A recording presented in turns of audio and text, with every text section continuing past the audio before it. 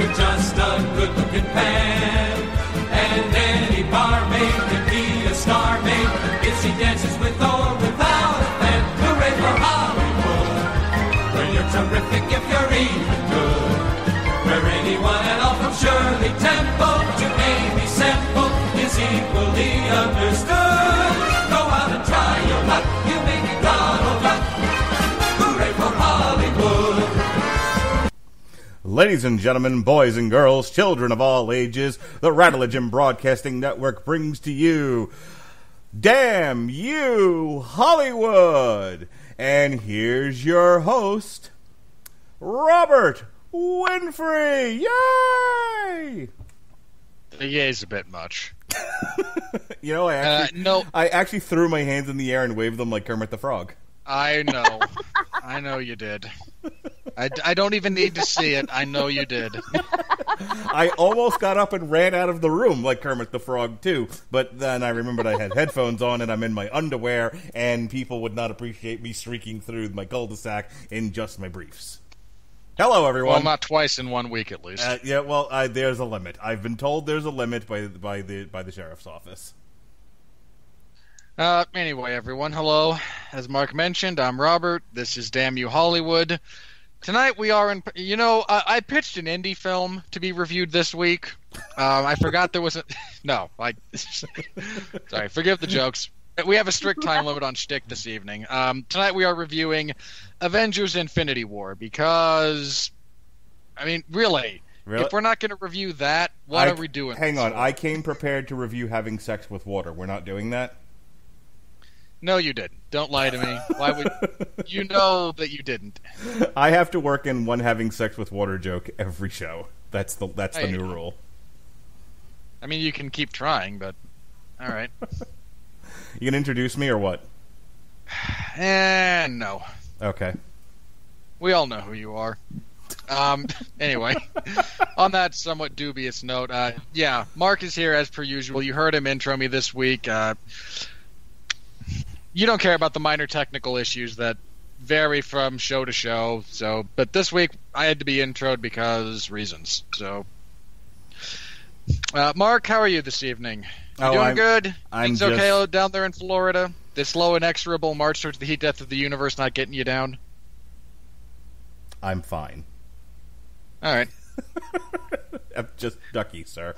We have guests. Can we please bring out the guests? I do. Let's go. Yes. You're the one who extended... I mean, I was prepared to move on after you said I'm fine. Like, okay, good. Okay, because for some reason, people want to be on this show. Yeah, we do have a couple of guests this evening. I don't know why. I honestly... It's so easy to start a podcast. I don't know why anyone wants to be on ours. But by golly... No barrier to entry. But by golly, here they are. Go ahead, Robert. First up, he was on a little while ago. I forget for which show, so my apologies for that. But letting us claim that we are an international podcast all the way from North Montana, we have David Wright back with us again. How you doing, David? I'm good, thanks. Suck it, Andrew. And back for... Oh, God. I want to say she's been on 2 shows. I know she was part of the Long Road to Ruin look at the Harry Potter franchise. From, Honeysuckle Rose Creations. We have Alexis Haina joining us this evening. Hi, Alexis. Welcome to the show. I'm so very, very sorry. You got my last name right. You actually remember the name of my company. I'm not going to complain. Yet. Yes. Keep word there. Yes. All right. For those of you who don't know how this works, Let me start with this. Because we are talking about Infinity War, and I'm going to do... I don't know why I have to remind people of this every week. I do a plot synopsis, so if you haven't heard this yet, beware, I'm going to tell you everything. Not in lurid detail, because it's a 2.5-hour movie. And you're not going to do any editorializations. You get 0 this week. Normally you're allowed 3. You get none this week. Normally I'm allowed 3. Give me 1 so that I can know where your head's at as far as what, because you change a little bit as far as what constitutes my editorializing. Okay, so give me 1. You can have 1. One okay. Editorial. Is that fair, Alexis? He can only have 1 editorializing comment while he does a plot synopsis. I'm just sitting over here in the corner trying not to interrupt and making sure I don't step on anyone's toes. All right. Oh, you're welcomed here. You're one. Listen, you were our special guest on source material during Feminism Week, Women's Week. We talked cloggy butts. You're one of the family now. I wanted known that I promised Mark when I was invited to be on the show tonight. I promised I wasn't going to bring up corgi butts. He did. That is on him, not me. All right. And with our 10-minute window for nonsense rapidly closing, I want to give each of you, except Mark, so David and then Alexis in that order. Very briefly, Mark likes to say 50 words or less, so somewhere in that vicinity. Because this is not just a big movie, this is a widely anticipated movie. There was, years of wind-up, years of build. Just, again, very briefly, your expectations kind of going in, and please don't get into the actual content of the movie just yet, because we will have plenty of time for that. But just, so again, starting with David and then moving to Alexis when he's done, just expectations, kind of pre-film thoughts you had going in when you went in to see this. Okay, well, obviously I've been waiting for this since I finished watching the Avengers. And I would just kind of say I was not disappointed. I wasn't expecting the greatest movie ever, but, a solid, good Marvel movie. And that's what they delivered on. If not a little higher, I'd actually say. Okay, I'm done now. Yeah. As far as anticipation for this movie, having dinner before I went to see it with my family, my dad said that he had read the article and he knew the ending. To which I stood up, pointed at him and said, "You say one more word and I will cut you up into little pieces and I will feed you to my corgi." I think that kind of breaks it down exactly how excited I was for this. All right. Isn't it interesting how, in the years leading up to a film, we will scour the internet for any small tidbit of information about what's in a movie, but the moment the week it comes out, we will instantly switch to murdering anyone who tells us anything about it. Right, the window... Star Wars, I'm looking at you. The window shuts, the door closes, it's like, that's it. We go into... I have a friend of mine who literally won't go on the internet a week before the movie that he wants to go see opens. Big ones. Last year with The Last Jedi, he literally went on, internet shutdown for all but the essentials so that he wouldn't get any spoilers. I think after the first trailer aired on television, he was like, that's it. I'm not watching a single Star Wars video or looking at a piece of Star Wars news until I see the movie. That's how serious he was. Yeah, there's a shocking lack of consistency amongst that type of fandom. I'm entirely too pragmatic about it. Someone could have told me exactly how Infinity War ended, I still would have seen it because I had to review it. To me, it's only relevant if it actually deters your decision to see the film. But again, I'm a pragmatist. All right, so here's your warning, everybody. That was a warning. No. I have a brother who's going to be in the room when I'm doing this, and he hasn't seen the movie yet, and I don't want to spoil anything for him at his specific request. Look, everybody at Robert Winfrey's house, get out. Yeah, basically. I just want to make sure he's aware that he could be walking into this. Okay, there he is. All right, here comes the plot synopsis, everybody. So, if you have not seen it or you don't wish to be spoiled, here's your warning. You have 5 seconds. 5, 4, 3, 2. Everybody dies. Only half. Oh, I yeah, I was wish. going to say, well, you know what? You might as well say everybody dies, because that's the feeling you have when you leave the theater. Sunken hearted, that cold feeling in your stomach, slowly removing your 3D glasses, going, what the bloody hell just happened? I don't know. I saw the moment that the lead in the second highest grossing film of all time dematerialized. I'm like, yeah, they're coming back. We'll get there. I want to get to that. Like, Mark and I both have thoughts on that. But anyway, as for Infinity War, we open with basically the ending of Thor Ragnarok. Thanos' ship has arrived. He is obliterating the Asgardians. And we get a nice little voiceover from Ebony Maw. We get our first real kind of intro to Thanos as a character, not as grinning guy at the end of a at the end of a movie.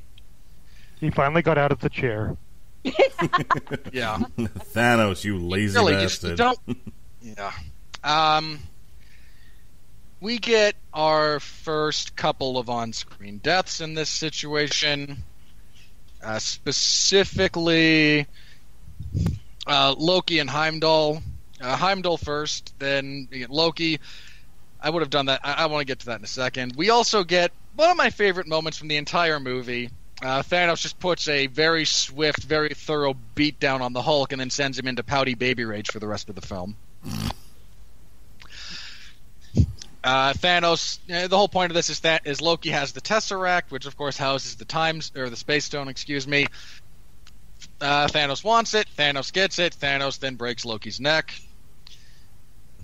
During all this, Heimdall accesses the Bifrost remotely because he's awesome and sends the Hulk hurtling towards Earth as a warning to them because there's 2 stones on Earth. Thor survives the explosion because he's no longer just the God of Thunder. At this point, he's technically the All-Father and is significantly stronger than when not the All-Father. Thanos blows up the ship. The Hulk hurtles into the Sanctum Sanctorum in New York, mirroring the bit from the original comic. What are the odds? I know, right? Say what you will on Heimdall, that guy can aim. Yes, he can. Yeah, I don't know. I think Doctor Strange and Wong would disagree and probably say, couldn't you have aimed just a few more feet so it was like, I don't know, outside? Do you have any idea how big a universe is? Versus how big a planet is? Yeah. Anyway. Hey, this is Heimdall we're talking about. No excuses. That's true. Heimdall sees everything. It's He Heimdall, did have not a sucking chest wound at the time, if I God remember damn it, it's correctly. Heimdall, not Hawkeye. Come on. Or Wow. Legolas. Hawkeye doesn't shoot well in space. Zero gravity throws off his aim despite his I'm range being already annoyed. Go get on with this. I say, speaking You of brought it Hawkeye, up. I'm assuming we're going to get to that later in this discussion. Yeah. Hang on. After Hulk lands in the Sanctum Sanctorum and reverts to Bruce Banner because, I lost a fight. I feel like you're To be fair, deliberately... that's a first. You are deliberately provoking me, Winfrey, and I won't Yes. have it. Yes, I am. Anyway, Bruce Banner arrives and warns them that Thanos is coming. Things get a little fragmented here, so I'm going to kind of touch on the major points. This is not the order they are presented in. Doctor Strange, who, again, the Hulk basically landed on, recruits Tony Stark because Tony Stark is the head of the Avengers, at least what's left of them. We get a 30-second recap of the events of Civil War for the sake of Bruce Banner because he was, not there. That's how you do exposition. Yeah. Tony gets a bit of exposition on the Infinity Stones and what they are and how dangerous things are. At around that time, we get it's Ebony Maw and Obsidian something or other. He's the one who's Obsidian. second. Call Call Obsidian. Call Obsidian. Thank you. He's the one I can never remember. I always remember the other 3. They arrive on Earth looking for the Time Stone, which is, of course, the Eye of Agamotto. We get a fight. Spider-Man shows up. The Hulk won't come out because, again, pouty child. Go to hell. This ends with Doctor Strange being captured by Ebony Maw and Cull Obsidian left somewhere in the Himalayas. He gets picked up later because... there's another Q ship floating around, so it works. Spider-Man gets the Iron Spider armor as he and Tony wind up stashing away on the ship as Ebony Maw hurtles into space with the Time Stone and Doctor Strange. Am I the only one Rendezvous. wondering why there wasn't a Voldemort joke about that guy? They were already made. They've been We made. got a Squidward joke. Yeah. They went with Squidward instead of Voldemort. It's fair. I feel like somewhere else, though, it was the Screen Junkies or somewhere else that already made the Ebony Maw Voldemort joke. Yeah, like as soon as there were pictures of him, like everyone made that joke. I'm Anyway. actually willing to bet that they originally said Voldemort, and then when they saw the memes coming out, it's like, okay, this is getting ridiculous, and they may have just auto-dubbed in Squidward. Probably. It wouldn't surprise me at all. I know, you'd think after the reaction to Star Wars, everyone would be happy that the first fan theory came true. Waka waka. Also fair. Anyway, this is where things kind of fragment. The Guardians of the Galaxy, responding to the Asgardian distress call, pick up Thor. Thor takes Rocket and Groot to Nidavellir to forge a new weapon because Thor, without a weapon, feels useless, despite having actually learned... Here's my one editorial. Despite having actually learned in the previous movie, which sucked out loud, that he doesn't need the damn hammer, he now decides he needs the hammer, which is fine. Stormbreaker's awesome. I can live with it. So they head off to rendezvous with giant Peter Dinklage, which is hilarious. Funniest thing in this movie is Peter Dinklage being a dwarf, but also a giant. So Rocket and Groot and Thor are doing this for the majority of the movie. Banner puts in a call to Captain America because somebody has to. They wind up taking the Vision, who is in possession of the Mind Stone, to Wakanda after thwarting an attempt by Proxima Midnight and Corvus Glaive to steal it from him. They also pick up War Machine along the way. They have the reason they go to Wakanda is they believe that there they can safely extract the Mind Stone from Vision and not kill him in the process.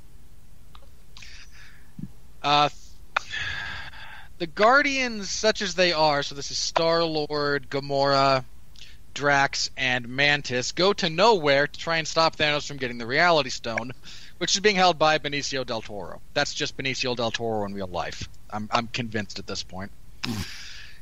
They're too late. He's already got the stone. He kidnaps Gamora because Gamora knows where the Soul Stone is, and he wants it.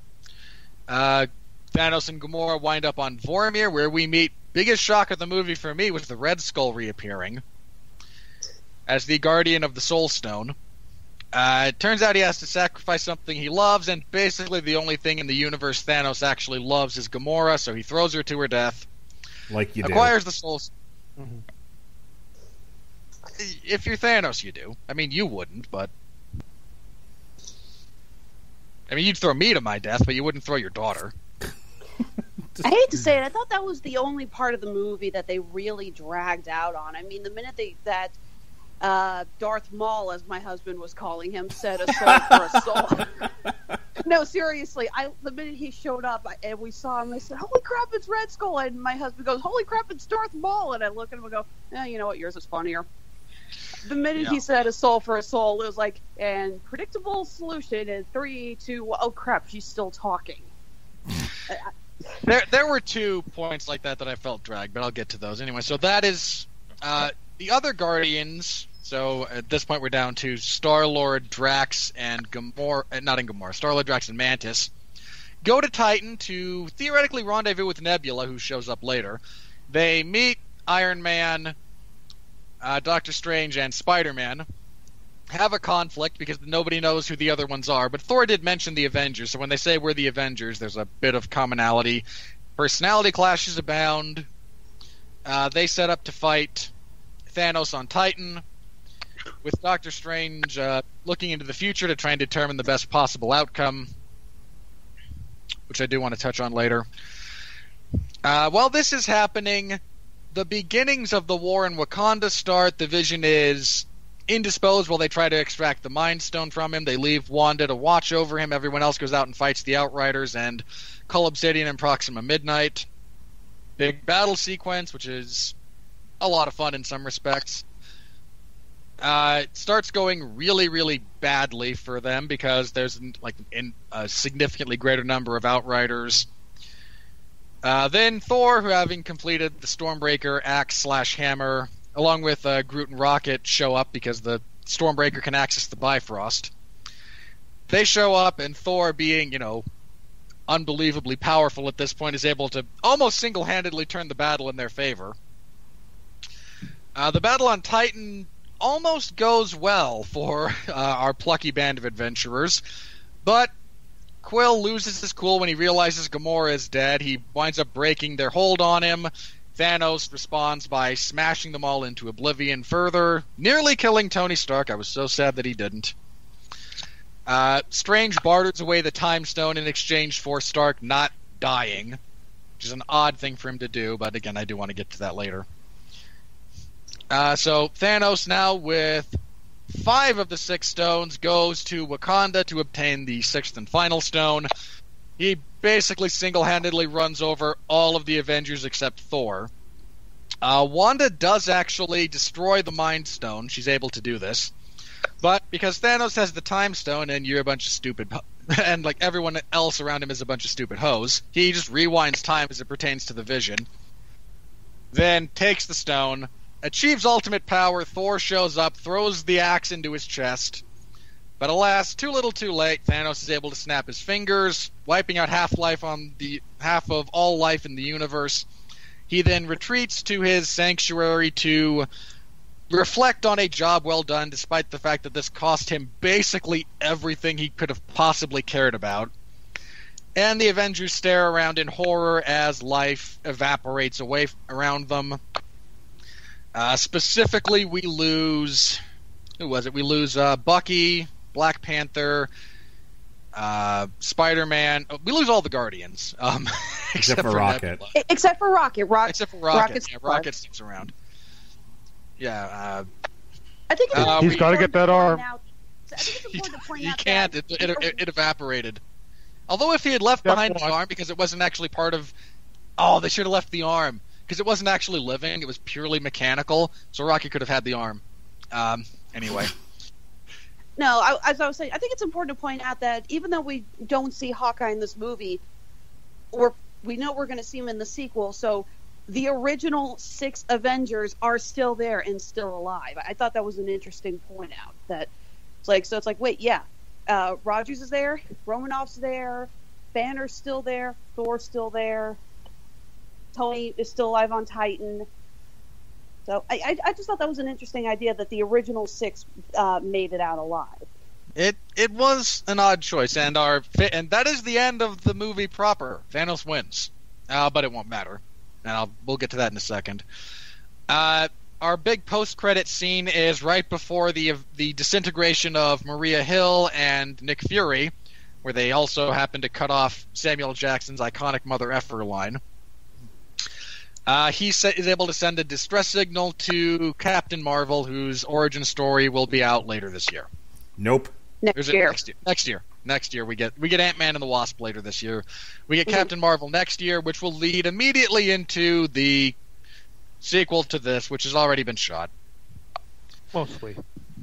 No, principal photography on Avengers 4 Part 2 is done. They're just now doing special effects. Yeah.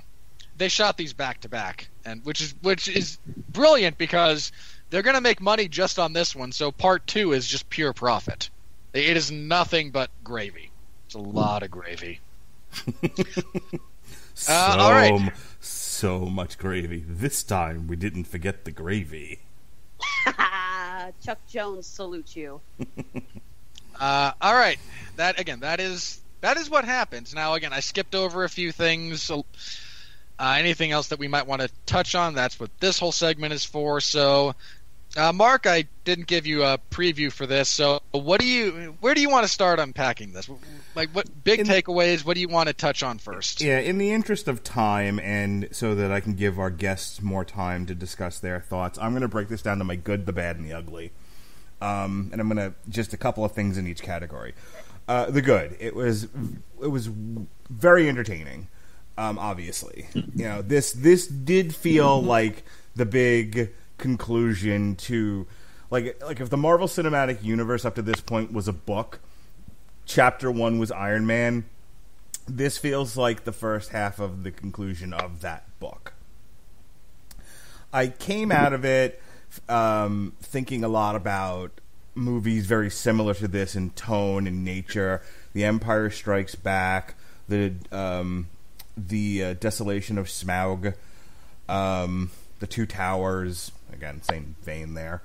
The Matrix Reloaded, and every one of these, including this one, handled the midway point of a conclusion very differently. Some obviously more successful than others. And as I started to think about how I felt about this one in relationship to those, I feel like this one's right in the middle. As far as if you frame this movie as a tragedy, it works just fine. The structure of it works just fine. If you frame Thanos as the singular star, almost the protagonist of this thing, I think the structure works just fine. Now we can debate that back and forth, but that's kind of how I had to frame this movie in order for me to really get it. Is you have Thanos, he has a philosophy and a mission. He goes about carrying that out. These characters, these antagonists, kind of get in his way. He outthinks them, he outsmarts them, and eventually he accomplishes his goal, and then he goes home. Okay? It's told that way. The movie makes sense to me. If you flip it and you try to apply a sort of standard, hero versus villain thing to it, the whole thing, I think, unravels. Again, your thoughts on that may be different than mine, but that's what I came away with. As far as what I liked, I said going into this, especially after I'd read the article about the Russo brothers saying this is the funniest movie we've done, and they're the one that did the previous two Captain Americas. Listen, I didn't hate Thor. I don't think it's a piece of trash, the way that Winfrey and Mullen do. But hey, we are not alone. All right, let me be very clear about this. No, of course you're not alone, but I don't do with Pat and I on a hill, willing to die. Okay. About Thor Ragnarok sucking, and just half the army that came to kill us, turning around and going, "Nah, they're kind of right." Yes, dipshit, but I don't do a podcast with the rest of the world now, do I? I do a podcast with you, my friend, and Mullen, and so I'm addressing you two by name. Yes, obviously, a lot of people didn't like Thor Ragnarok. I liked it. You and I agree, Alexis. But it was it was definitely a contentious movie, and part of and this is the point that I was trying to get to. What made it contentious was the humor, the way that it was used in the movie, in terms of undercutting a lot of what was supposed to be solemn moments. So I was really afraid in the wake of Thor Ragnarok that a movie where you're going to kill half the people that have been established in this universe is going to be undercut by stupid humor. I put on Facebook, please movie don't suck. That's what I meant by that. Please keep the quipping to a minimum. And they did. I have I was okay with it for a couple of very specific reasons, but I'll let you finish your point. So they did. I feel like they were respectful to the tone of the movie that they themselves established in the first place. It couldn't be completely humorless. One, no one would have liked the movie if that was the case. And two, that's just not the Marvel movie, so it's fine. Also true. However, obviously it looks great. They obviously took their time with the CGI. The dog monsters at the end were what they were, but for the most part, all of our henchmen characters, the children of Thanos, they all looked good. The fight scenes all looked good. No major problems there. The movie looks pretty. All right. So here's what I didn't like about the movie. Some of this is structural. Some of this is personal. I'll do the two personal things. Thank you for at least acknowledging the difference. You're already better than 80% of the critics. There are two personal things I didn't like about this movie. They really bothered me in particular, but they don't actually change anything about the movie, and there's nothing structurally wrong with them. I would have preferred if they had shown him getting the Power Stone. I feel like they should have. It should have been Marvel logo, and then Sanctuary 2 showing up on Xandar, and really letting the children of Thanos and Thanos himself just laying waste to Xandar and obliterating the Nova Corps and walking out with the Power Stone. Then credits, then show them, like kind of open up with an hour ago, and then do the thing, and then go now, and then show Sanctuary 2 in front of the Asgardian Arc, and then the movie can proceed. I really felt like there was a missed opportunity to show. To kick the movie off with showing just how much of a badass Thanos is and how powerful the children of Thanos are. The Black Order. I actually would prefer to call them the Black Order as they are in the comics. The other thing is a deeply... well, that hurts when it's done to me. The other thing that really irked me, and this is a very personal thing, I understand these are Marvel people, so to say this might sound a little funny, but I feel like the people at Marvel still don't understand the Hulk. That's not the Hulk. No, they completely understand the Hulk. They don't. That's not the Hulk. When you beat up the Hulk doesn't all of a sudden become a frightened baby and refuse to come out. The Hulk gets stronger and cracks a planet. It annoyed the living shit out of me that they decided of all the arcs they could have gone with the Hulk, they went with that one.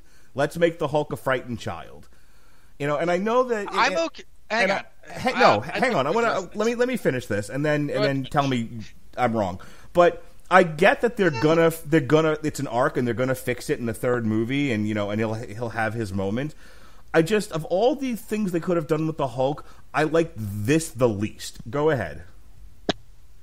I think the big difference here. There's two things that play into why I was generally okay with that. 3, one of which doesn't count. The one that doesn't count is that I knew it would annoy you. So, yay. It's a very contentious podcast, isn't it, Alexis? Like I said, I'm keeping quiet here. 2, they have specifically worked on the Hulk's intellectual and emotional maturity level. They have set it around 5. Right. And I get that. And 3, the reason I was okay with it in this instance wasn't that he got beat up and then, this wasn't a drawn-out fight. Like, this wasn't him and Thor and he gets stronger as Thor keeps beating him. He's like, no, you got your ass kicked in, 10 seconds. Like, this was not... I fight and I'm going to get stronger as this goes on. This was, I got you, and then, oh no, I am utterly without power. He did to the Hulk what the Hulk did to Loki in the Avengers. Yes. And there's a significant difference between a drawn-out fight where he's kind of losing and just keeps getting stronger and him getting steamrolled. It's not particularly consistent with the comics, which I understand we have had... Really? You're going to bring up the source material. I knew you were going to start getting on my case about that. But anybody want to talk about the Mandarin? Touché. Oh God, no! You put the can of worms away now. Look, I didn't hate that. For the record, I did start off with this was personal to me. We all know this is my favorite character. That's fine. And I feel like okay. Let's assume you know nothing else about the Hulk. You never read the comics. Let's go with that. This is a perfectly fine arc for that character, especially after what they established in Thor Ragnarok. I'm allowed to hate it because I'm a fan of the Hulk. Absolutely. That's why I said this isn't a structural issue. Here's a structural issue. Here's a problem with the movie. If you didn't read Infinity or some of the other places where the Black Order was introduced, how the fuck would you know any of their names, or what they are, or what they can do, or anything else about them? You have they're only bad guys that work for Thanos, and they're tough. Well, that's the thing. You don't. They're not just henchmen. Proxima Midnight. There's a fair portion. I of the thought movie. They were Jaegers when you first gave me their names. Gypsy. Yes, honestly, I could have just started calling them names of Jaegers, and it wouldn't have. And no one would have known the difference. That's the thing. I'm not saying that's a bad thing. I feel like when you sit down to write a movie, and you structure a movie, and you create characters, you have a choice you make. You're either going to create nameless, faceless henchmen. Let's think about like I just watched Brooklyn Nine-Nine, so Die Hard, right? Most of the henchmen didn't really have like a personality in that movie. They were just sort of there. They were cannon fodder for John McClane to beat up and shoot. That's fine. They're not there aren't large swaths of the movie dedicated to them. Okay, the only one where you kind of caught his name, because Thanos will refer to it later, and has an awesome personality and deserves the amount of screen time that he got, was Ebony Maw. But again, I say, if you don't know the names of the characters going into the movie, you won't get them in the movie. And I think that is that's sort of a disservice to the characters, because they were a fairly big part of this movie. Again, you have the Maw, Ebony Maw and Cull Obsidian that take up a good first part of the movie. You have Proxima Midnight and Corvus Glaive, and then Proxima Midnight and Cull Obsidian at the end. Again, a lot of the movie is dedicated to what they're doing and what they can do, and I don't feel like there was any time really spent with getting to know those characters. A lot of the movie is there to develop Thanos, which is fine. He is perfectly fleshed out, 4-dimensional character. I just wasn't wild about how they handled the Black Order with the amount of time spent with them and them alone. It's if that like on the arc you have Thanos there, it kind of doesn't matter. They are just background henchmen. When they're the leads, I feel like you need more of them, and you need to know that they've got names. At this point, it was they could have been again Gypsy Marauder, Ham Sandwich, and Bob. And you can't tell me based on the movie those aren't their names. And the last thing that the last thing that kind of bothered me about this was, because of the way they set this movie up and because of the very plot of the movie, I don't feel like any of the deaths save one resonated with me. I feel like the whole movie is undercut by the fact that A, we all know this is the first half of it. B, they created a MacGuffin that can undo it all as soon as they get it, and it's just a matter of how are they. So there's a more interesting story to be told with how are they going to get the MacGuffin than what the MacGuffin did. So all of these deaths that happen, including the ones that weren't affected by the Gauntlet itself, Nebula, Vision, and Loki, I'm like, nah. They'll just Gamora. Gamora. They'll just get the Gauntlet. Thor will probably be playing the role of Adam Warlock. He'll get the Gauntlet, snap his fingers, and we're right back to where we started, which is exactly how the comic went. And I was like, okay, well, it's just I got another wait a year for that to happen. So watching them all die and everything, you're supposed to have. I mean, just to give you a comparison, the most immediate comparison I can think of is the Battle of the Five Armies, where the dwarves are being annihilated one by one, and the girl in front of me is bursting into tears.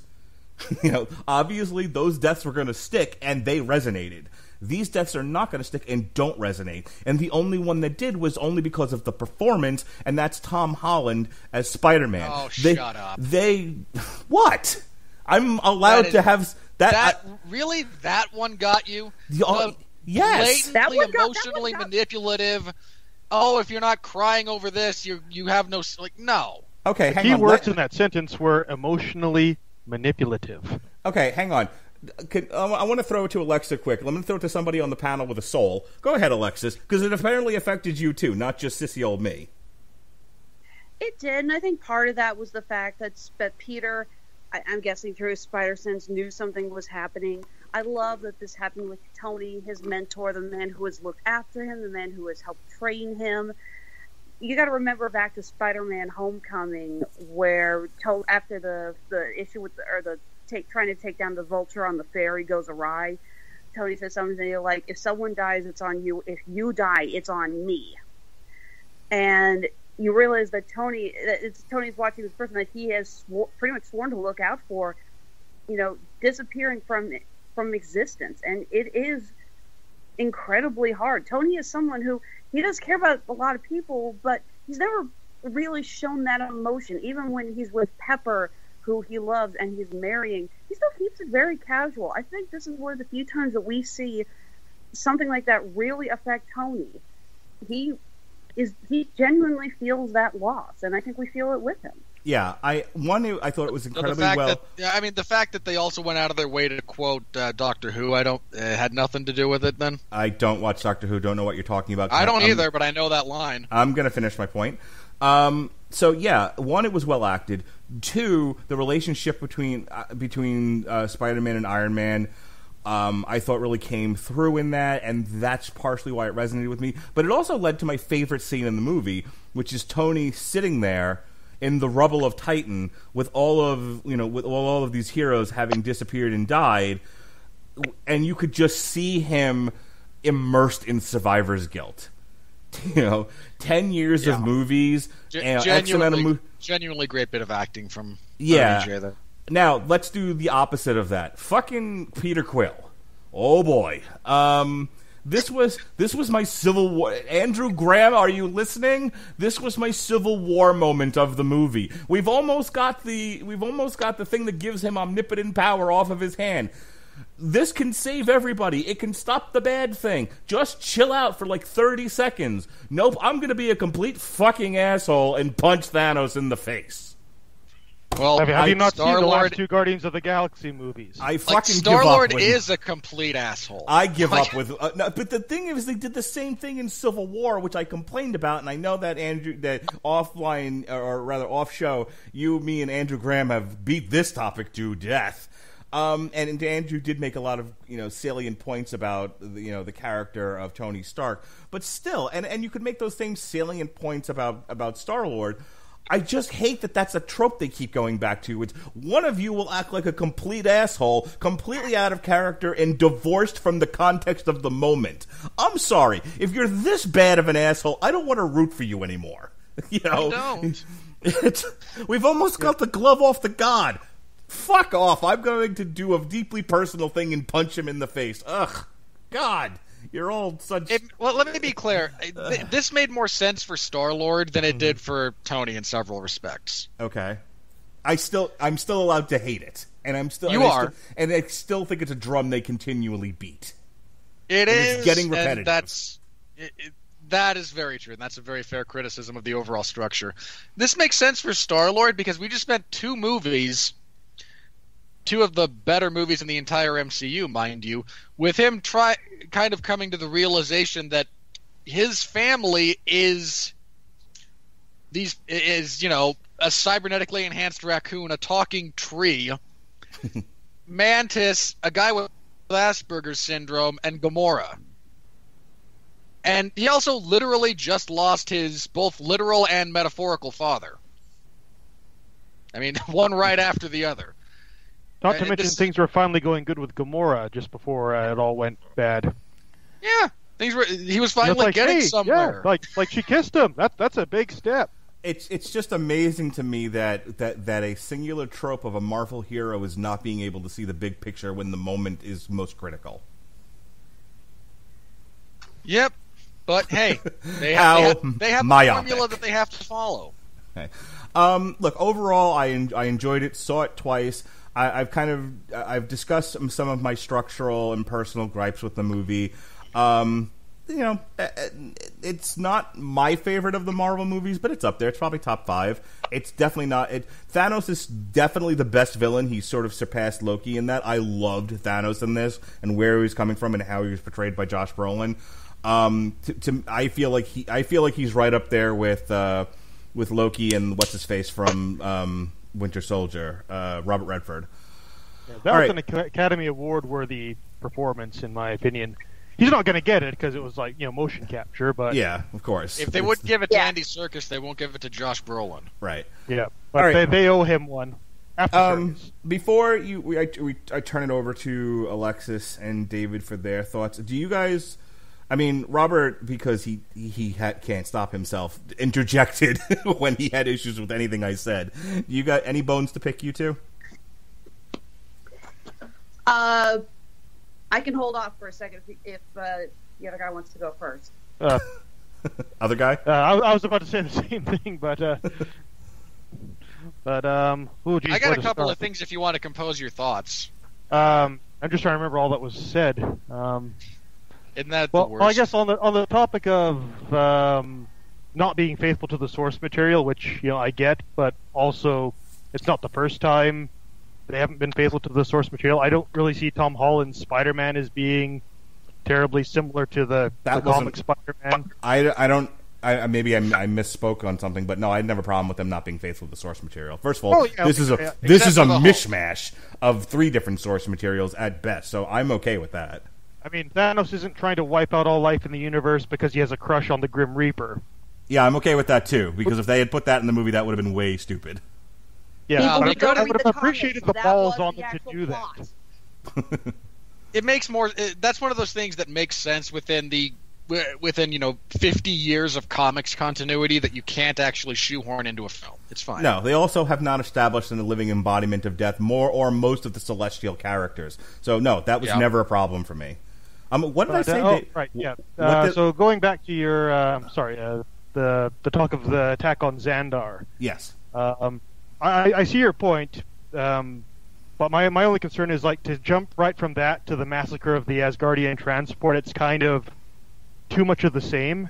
It's kind of like in the original Star Wars, where in the original edit, Luke did 4 trench runs. He did the one with the fighters. He did the one where he fires a torpedo and misses. He does the one then he uses the targeting computer, fires and misses, and then he uses the Force. And it was just, this is too much of the same thing. We need to cut one of these things out. I think probably for the Xandar, if you wanted it in there, that would have been best to stick as an after-credit scene in another movie. Just have the smoking remains of the city and Thanos and the Black Guard, whatever they're called. I actually don't know off the top of my head. Whatever you want to call it. That may have been the better way to have ended Ragnarok. Yeah, have him walking out of the ruins and him holding up the gauntlet is one down. Right. They couldn't have made jokes about it, Mark.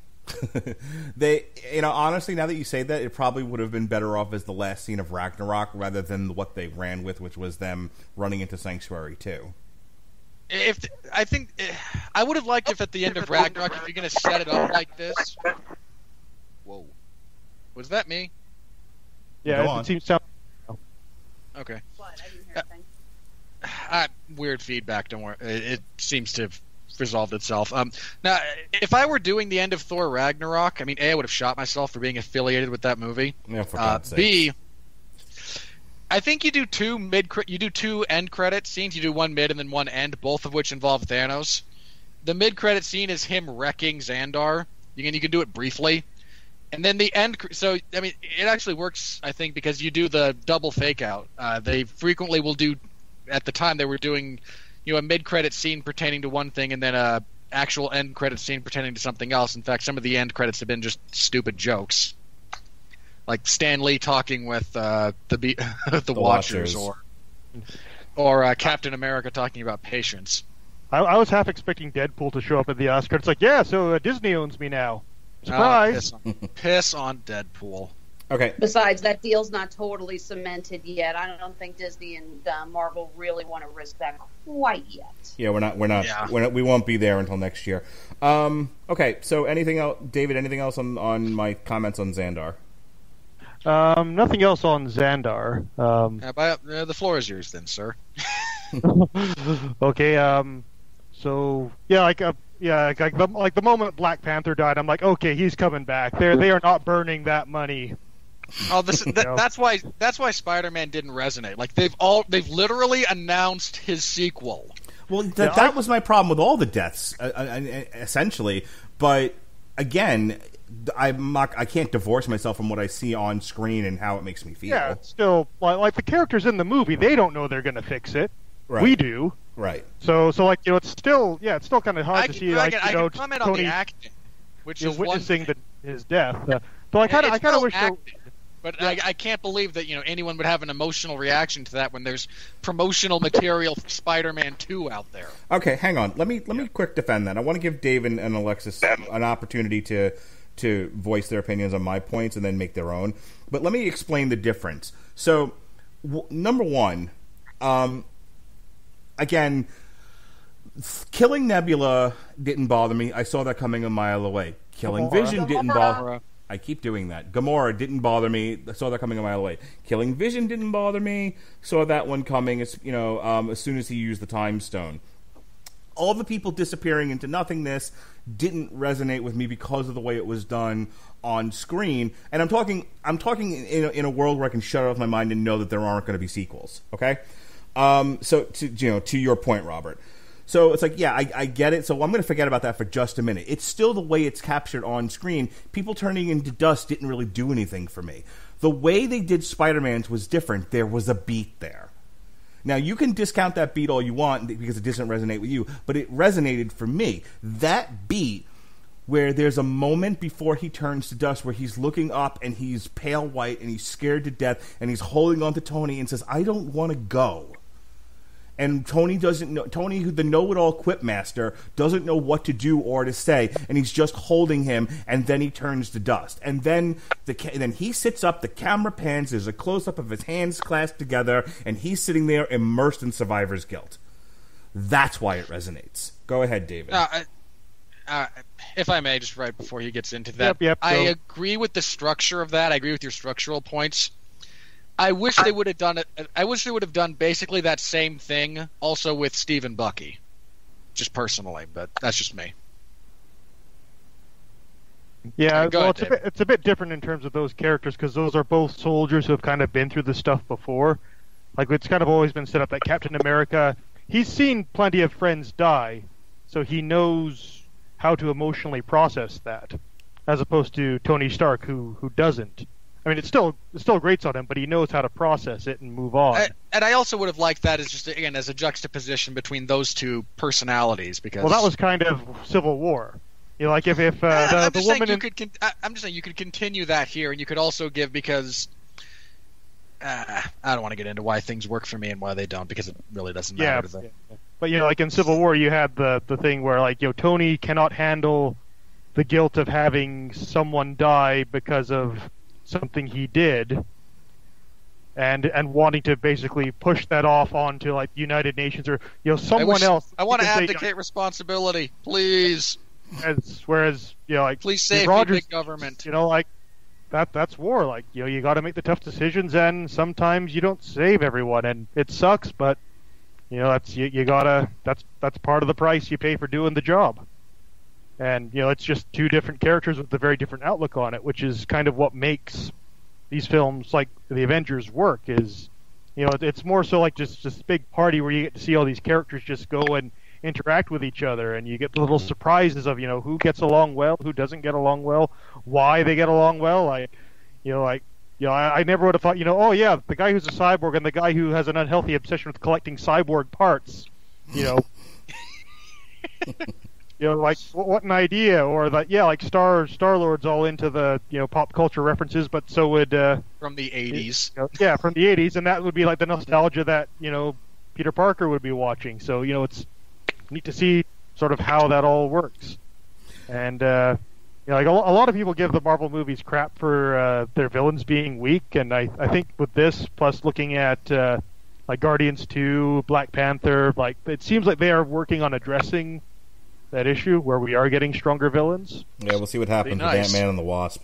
All right. Last thought here, if you don't mind. Sure. Go ahead. So yeah, we know that everyone's coming back except for Uncle Ben, and so that's not really what has me intrigued. It's more the how are they going to do it? It's the journey, not the destination, that I'm more interested in. And that's kind of always how it is with superheroes. They're going to beat the bad guy at the end. That's what you show up for. You want to see good triumph over evil against all odds. And it could get pretty dark in the process, but at the end it's kind of it's all right. We have saved the day again. Well, like I said, don't get me wrong. I go back to and I'm going to bring Alexis in after this for for bones to pick with me, and then I want to hear your independent thoughts. But when I think about the Battle of the Five Armies is a really good example of this. Look, that everybody but Gandalf and Bilbo buy the farm. However, boy, did they handled the deaths really, really well, and it didn't matter that you knew they were all going to die. It still sucks to watch on screen, and and again, if not you or me, definitely other people were bawling their eyes out. They had spent 3 films with these people, and it mattered when they died. I'm having difficulty with that with this movie, with the exception of Spider-Man. I just kept on thinking if only he had kept that chest plate. It's like you see him walking around half the movie wearing a full suit of the best armor dwarf money can buy. And then it's like, hey, we're having a battle now. It's like, well, forget this stuff. I'm going out in just my leather, I will fight the orc in my underwear. After like Alexis has her say, come back to me with that same point. I have things I want to bring up about that because I agree with you. All right, Alexis, bones with my points. Well, I see where you guys are coming from, but this is where I'm coming from with the depths of the characters. I mean, yes, if you've been keeping up with the movie news and everything, you know these guys are coming back. You know that Spider-Man's got a sequel. You know that the Guardians have sequels. They haven't announced sequels yet for Black Panther, Doctor Strange, everything. But again, as you guys said, they're not burning that money. You know they're going to come back. But I was thinking about how you guys were comparing it to other movies that end with cliffhangers, and something kind of resonated with me. I'm going to bring in an example, one of the greatest movie cliffhangers of all time, Empire Strikes Back. We get the revelation about Luke's father. Han is frozen carbonite, he's taken off, and they say, we're going to go find him, we're going to get this taken care of. This is a movie that ends in a cliffhanger, but if you haven't been keeping up with movie news, if you don't know that these guys are going to have future movies, there really doesn't seem to be a modicum of hope. We don't have a moment where where all the remaining Avengers come back and say, we're going to find a way to fix this. We're going to make Thanos. We're going to find Thanos. We're going to get the stones. We're going to get the gauntlet. It just shows them. If I may, in Wakanda. Go ahead. If I may, you are 110% right. You actually reminded me of a point that I wanted to make. At the end of this, I was like, wow, this reminds me of The Last Jedi. I have no idea where this is going. I have no idea what they're going to do next. I mean, obviously, I have some inkling they're going to win. Big empire, small rebellion with like a Jedi with a blue lightsaber, possibly a super weapon. But I remember thinking at the end of The Last Jedi, wow, they tied up all the loose ends neatly in the second movie with leaving nowhere else to go. And they can go in any direction they want. This is pretty interesting. And that's how I felt at the end of this one, where it was like, well, I have no idea what the hell they're going to do next. I'll see you in a year. I left leaving exactly as I did with The Last Jedi. Yeah, like I said, we don't see the regrouping. We see the look on the Wakanda. Oh my god, that scene where T'Challa goes to help. I seriously cannot remember how her name is.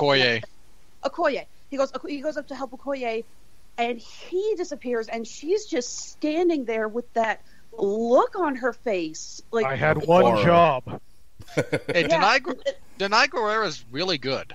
She is. She's like the only decent thing about The Walking Dead recently, apart from Jeffrey Dean Morgan. I actually don't watch Walking Dead, but yes. At this point, you're not missing anything. Well, I like my zombie shows to actually revolve around zombies.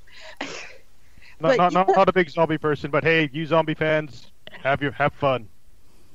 But yeah, like I said, Thanos is the only one at peace, and that's actually something I love because that was in the book. Yes. That Thanos is not I can never pronounce megalomaniacal. Yes, he's not that. He's not doing this out of malice. He's not saying, I'll get rid of half the universe and then I'll rule over the other half. He says that he's not saying, it's going to be just the rich or just my supporters or just my people. No, he said rich, poor, old, young, sick, healthy. Half's going to disappear. And Tony goes, well, what are you going to do? Then he goes, then I'm going to rest. And those who actually have read Infinity Gauntlet, at the end, he becomes a farmer. Right. Yeah. He gets a planet. He goes to a planet and he just starts a little farm and he's retired. He's relaxing, and that's part of the things I love so much about Thanos' character is that this is not evil in the broad spectrum of what we see as evil villains. This is not someone like Loki or Hela who's trying to rule over all. This is not someone like Ego who, has a giant ego. This is not Vulture who's doing this for money. This is someone who really believes This is his destiny, and he is doing what has to be done. And for the record, Mark, you and I talked about this a little on Facebook. There are a lot of theories about overpopulation. There's been a lot of fear that we as a species are outgrowing the planet. So this talk about, where there's only finite resource and everything, it's not unheard of. I'm not saying, he did the right thing, but it's something that we've heard discussed before. Oh, geez. I would love to touch on that briefly because it was so thoroughly debunked by reality. Well, where I'm gonna. There was that. No, not a joke. There was a Stanford about the professor. wizards. Hang on.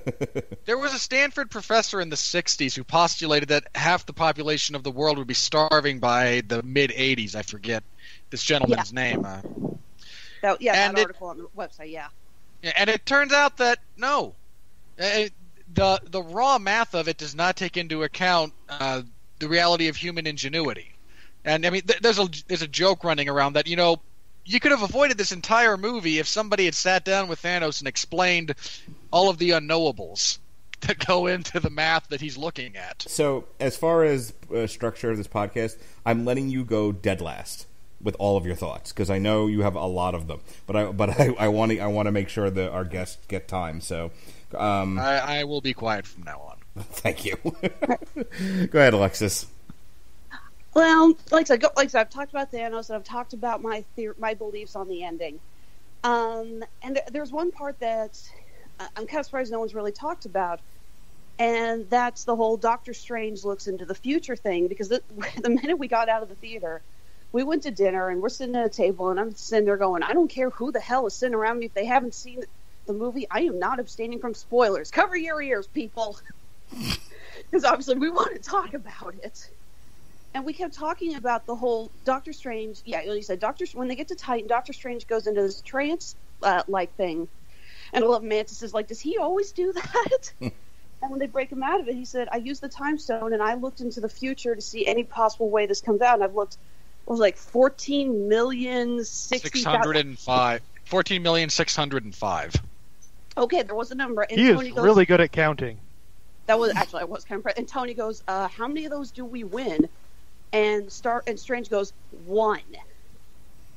And that's the thing, is that you have to think about how everything has gone into the planning of that one outcome, and the fact that what did it for Strange? It wasn't that Star-Lord lost his head. It wasn't, also, it was when he stabbed Tony, and he said, spare him, and I'll give you the stone. And I love it because you have to sit there and realize that means that whatever this one plan is that he saw, Tony is crucial for it. That's the only way they're going to win in the long run, is if Tony survives. And I always figured that possibly Thanos getting the Time Stone might also set in motion the chain of events that could lead to them fixing the problem. I'm glad you brought it up. I didn't mention it, but it was one of the list of things that really undercut the tension of the movie for me. Once he gave him the Time Stone, I was absolutely curious to see how it was going to end, but I already knew kind of what the big reveal what is going to end up being, and that is Doctor Strange knew how things needed to go, and he just needed to let them play out. Which, again, to me, just erases a lot of the tension. I compared this movie to some of the other ones that I talked about, Matrix, Star Wars, Lord of the Rings, etc. Most of those do a really good job of maintaining that tension. This did a shit job of it. Yeah, I would say there's not tension. It's just more curiosity. How is this going to play out? How are they going to do this? How does giving Thanos the Time Stone result, which was the key to him getting the Mind Stone? How does that all pan out with everything being restored to normal, or whatever the next status quo is for Phase 5 or however many phases we're at now? And that's interesting. So I'm peaked. My interest is peaked. But yeah, I'm not going, oh no, this changes everything. It's just oh wow, I wonder how they're going to get out of this, because I don't know. Anything else, Alexis? As far as bones to pick, because if not, I want to go. I want to defer back to you guys' just general thoughts on the movie if you haven't already said them. There is actually one thing, and it's a minor thing, but this is actually something I want to see in the next Avengers movie, the sequel that's going to be out May next year.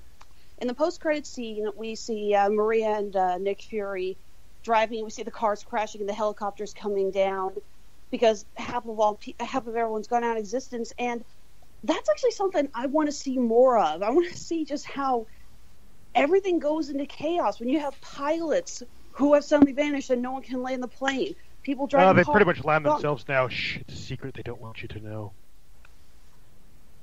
Well, I just want to. I want to see some more of that chaos of what happens to just your basic everyday society when something like that happens, and they have absolutely no idea what's going on. Yeah, I hope they see a scene in the movie with that. I hope they deal with that too. All right, David. I tried to limit you guys to just bones you had with my with the points that I brought up. Any independent thoughts you have of your own things you wanted to say, issues you wanted to bring up? Okay. I think most of it's already been covered, but yeah, I think most of this movie all comes down to the payoff with Thanos. Like Josh Brolin, fantastic job, worth the wait. Like if he had not been a compelling villain, like it would have all collapsed. Oh yeah. So I like real props to the writers, to the performance. Like it just worked, and it was super fantastic. And even though you said that the scene where he decides to kill Gamora was overdrawn, like that was a really important character moment. Like this is us realizing that he's not just a monster. This is hurting him to do this. He does not want to kill Gamora. He loves her, and even she does not realize that he loves her. And just him sort of going, this is what I have to do. And we even get the moment at the end where he goes into the dream realm or whatever you call it when he finally does snap his fingers. And like she asks him, did you do it? And he's like, yes. What did it cost you? Everything. And that really kind of cements that character as being a lot more interesting. And otherwise, yeah, it's like I say, it's just really neat to see all these characters come together and riff on each other and how they react to each other. Again, it's a big party. There was more of substance thanks to the Thanos character work in this film than I would expect from an Avengers movie. Because let's face it, the first Avengers was basically, hey, everyone's here and isn't working together great. Which is fine, The first Avengers film isn't a movie. I mean, Nope. Mark and I have had that discussion. It is a party on screen, but you know what? You do like 5 movies of very different heroes, some of them pretty darn crazy. Like imagine at the time, okay, guy in robot suit, that's pretty normal. A literal god of thunder speaking in Shakespearean dialogue. Guy who goes around the world literally wearing the flag of America and beating people up. Like this was crazy stuff that no movie producer in their right mind would say yes to, and they nailed it on each one. You do that, you get to throw a party. You get to have some fun, and to keep doing that for 10 years, like we have seen numerous cinematic universes rise and fall. Okay, well, one rise and fall, 2 strangled in the crib, and we're probably going to see another one soon when Venom comes out. Sony, just stop. Like Agreed. At least with Warner Brothers, you can do the forensics. You can see the chain of decisions that seemed like a good idea at the time that led to the mess that was the DCEU. Sony, it's like, go home, man. You're drunk. Like I don't even know what you were thinking in the first place. Yeah, I saw the Venom trailer, and all I could think was some Sony executive basically has a stick that says this is popular, and they're just hitting us over the head with it. Yeah, I was thinking that, and cash that check, Tom Hardy. Cash that check. Yeah. And Yeah, absent also Tom with- Hardy, I have no interest in that movie. Absolutely Yeah. none. It wasn't so much a bad trailer; it was just boring. Like it was just kind of like, yeah, okay, that's a movie. Sorry, Alexis, go ahead. Oh, I was just going to add, it's like, you know what, I do love Tom Hardy. I've loved him in a lot of movies. Where the hell was his vocal coach going with that piece of shit New York accent? What was that? Same one who told the chick to pronounce him symbiotes. Oh, don't even get me started. that is a gold mine right there. We are never going to let them forget that. No. Unless the actress had a speech impediment, in which case I am so sorry. Nah, I'm going with it anyway. Alexis, things left unsaid, points you want to bring up? Wow, we were just going from symbiotes, and now I got to do a sharp U-turn back into. It's tough, isn't it? Yeah. A lot of deer in the headlights on this show. I will say that I'm actually looking forward to Ant-Man and Wasp coming out later, because everyone's been joking, like, well, where was Ant-Man and Wasp? And I'm really interested to see how they're going to tie that in. I'm predicting a scene at the end, or a post-credit scene where Hank Pym or someone starts to disintegrate or whatever. But I am looking forward to see how they're going to tie that in, because it has been confirmed that Ant-Man and Wasp will be in the next Avengers movie. Well, they're kind of running out of Avengers. Yeah, and I'm also just going to add, I freaking loved that post-credit scene. The thing to contact Captain Marvel, it was a pager. Yep. A little 1990s 90s pager. That Yeah, was, so I think hilarious. Captain Marvel is like a, happened in the past type movie. Yeah, it's happened. They've it's in the confirmed 90s. they're setting it in the 90s. Yeah. Yeah. So brace yourselves for all that sweet 90s nostalgia, everyone. Everyone bring out your flannels. Speaking of flannels, go ahead, Winfrey. I've kept you in the box. I'm letting you out of the closet, Winfrey. Come out of the closet, Winfrey. Say what you got to say. I mean, I could. You know what? No, I'm going to do this. I'm not going to rise to that particular bait. There's a couple of things I really liked about this movie. I really liked the music, and I keep making notes about different scores that I want to touch on when we review these things, and I tend to forget. But I did want to go out of my way to bring that up, especially the final bit. Everything after he gets the Time Stone. So his arrival in Wakanda to his eventual success was really great stuff from Alan Silvestri. I really liked. This might sound a little. For those of you who only think that I hate fun, and I know who you are, by the way. I liked the humor in this movie because of how they structured it. They didn't make jokes as things went to hell.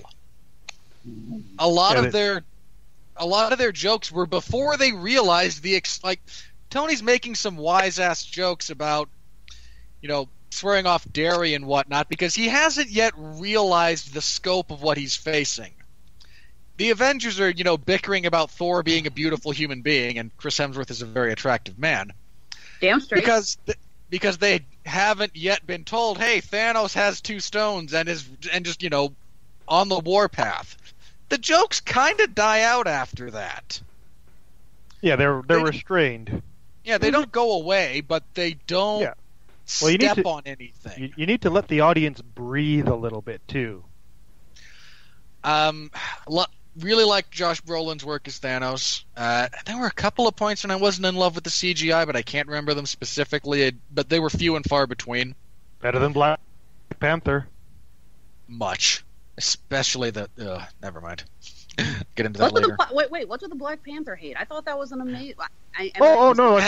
Okay, hang on. Let me... enjoyed the movie.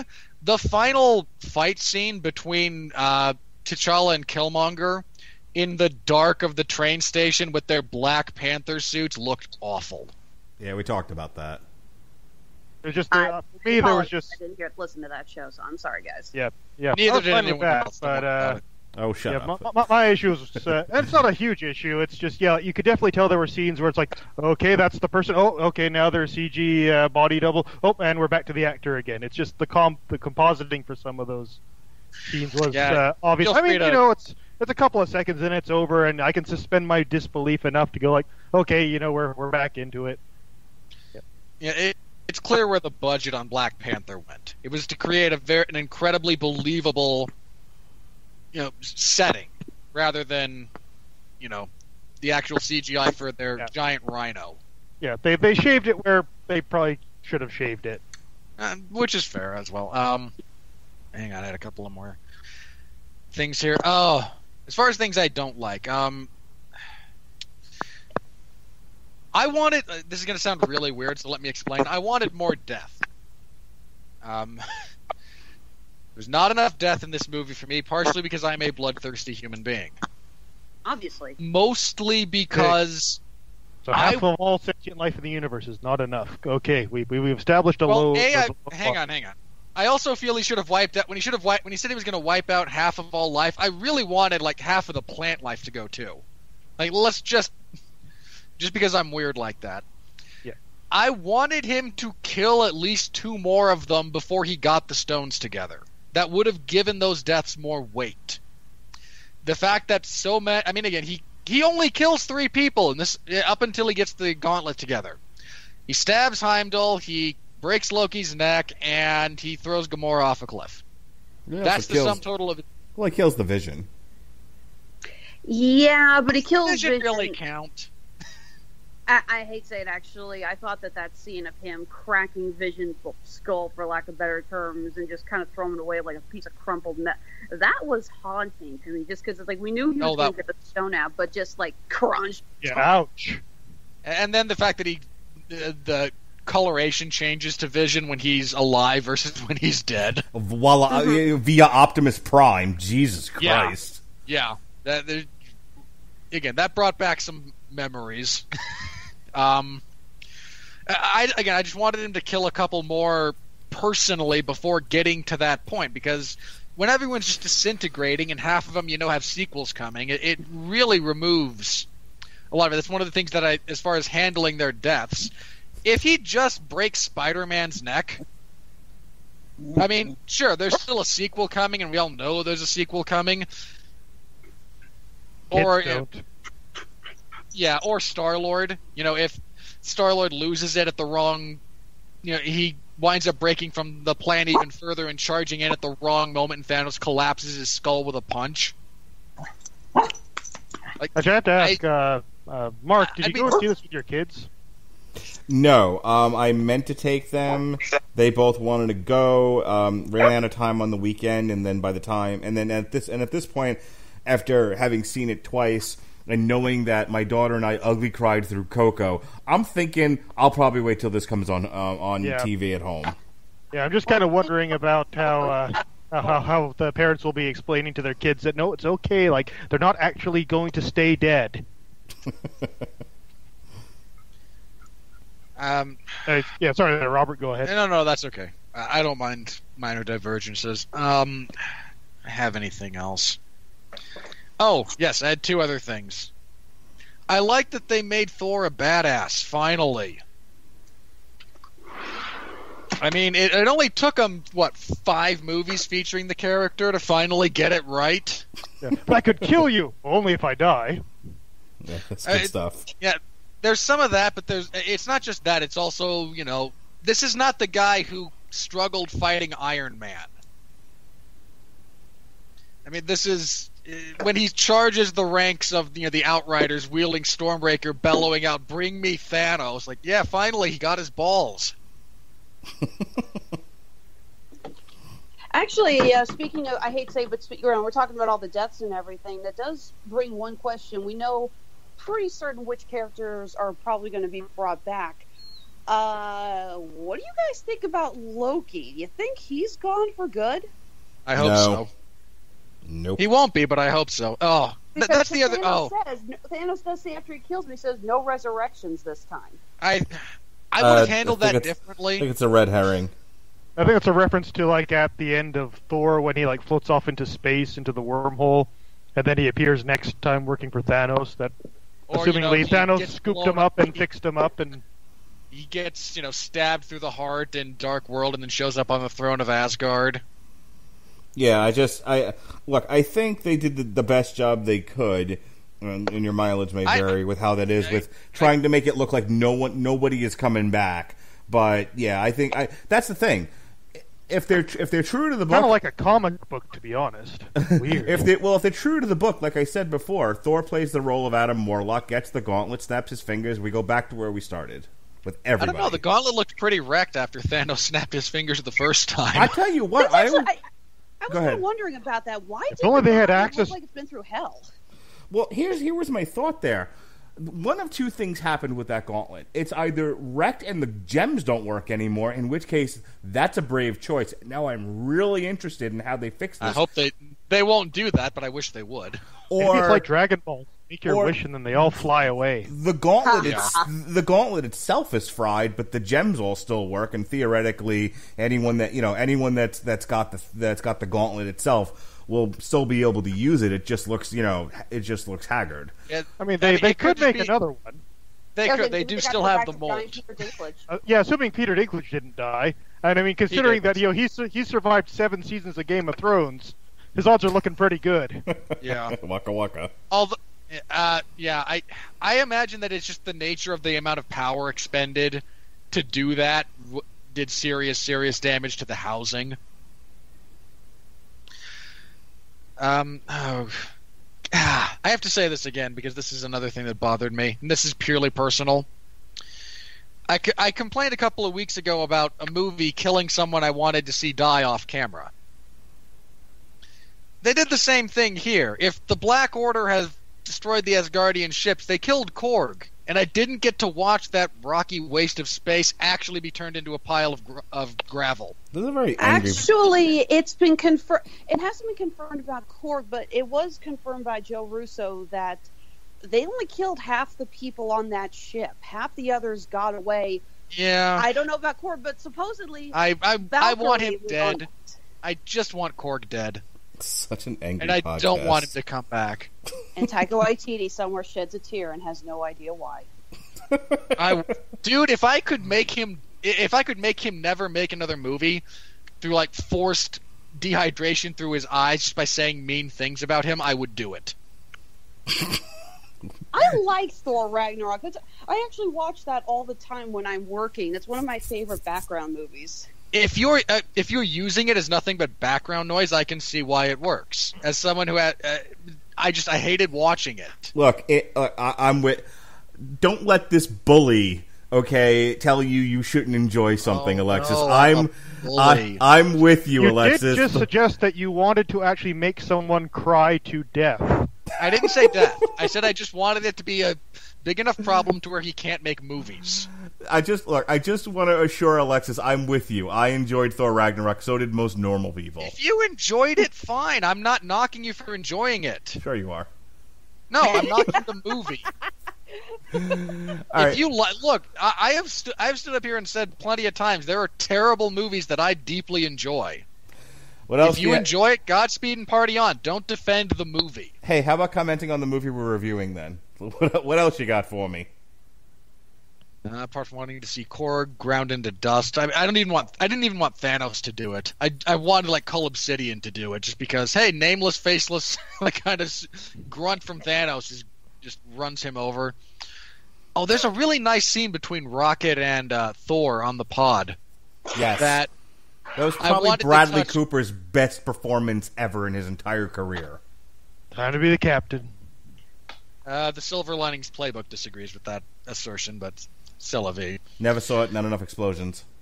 I know. Believe me, spaceships. I know. Yep. But the fact that whole scene, and it's just the one scene, basically gives the finger to Ragnarok in terms of, oh, look, you made all these jokes while all these terrible things happened. Now let's actually handle that with the emotional weight it deserves.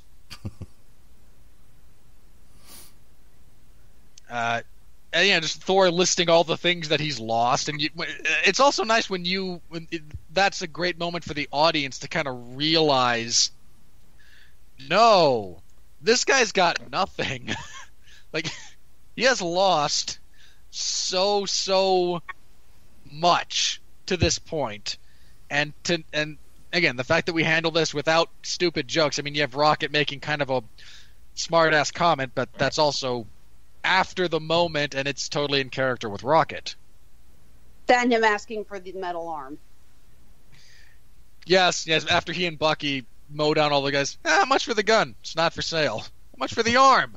Just kind of looks at him. Oh, I'm going to get that arm. There's actually there's a famous Comic-Con artist. I can't remember who it is, but they have this picture. They've had it up since Guardians of the Galaxy came out, of Bucky as Winter Soldier and Rocket hanging off it, and it's got a caption under it, "I need the arm." And it's like, yep, it's like we knew it was going to happen, and I did really enjoy it. So I was like, yeah, you knew he was going to say that. I don't know. I was partial to that also. Here's my friend Tree. Hang on, two things, because it just reminded me of something else I really loved about this movie. But here's my friend Tree. I am Groot. I am Steve Rogers. I had a good laugh at that, but I think my favorite makes sense. My favorite line, as far as the humor goes in this movie, is "More power, Tree," which reminds me, Rabbit. More power, Rabbit. I'm doing bad with this tonight. More power, Rabbit. So real quick, I'm gonna play. I know that you're not totally done yet, but I have to do a Robert Winfrey thing. I have to be Mr. Wizard for a moment. By all means. But this got brought up actually in one of the Avengers films where none of them look like they're wearing comms, yet they can all talk to each other at disparate places around the battlefield. I was okay with that. I assumed they were wearing very, very small comms. Here's my problem with Avengers Infinity War. That whole scene at Nidavellir, how the fuck is Thor talking to Peter Dinklage? Neither one of them is wearing... Hang on. Do you want the actual answer? They're talking through space, and more to the point is, then how is he talking to Rocket on the ship? There is a literal answer to this. It's magic, bitch? No, sort of. But Well said, Alexis. Well said. Sort of, but no. Thor is not just the god of thunder at this point. He's king of Asgard. He is he taps into, at this point, it would be the Thor force. I mean, he is...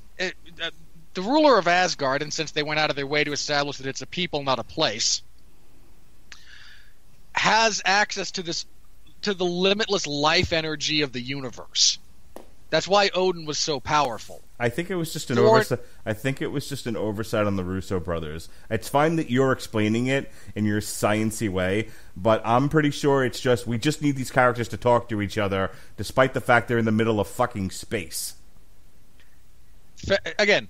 Has anyone heard of Rocket and Peter Dinklage have comms, and Thor is... They don't! Again, Why would Dinklage have a comm? Because Rocket has them. Show me the scene where they handed out radios. They didn't. They didn't have a scene with it.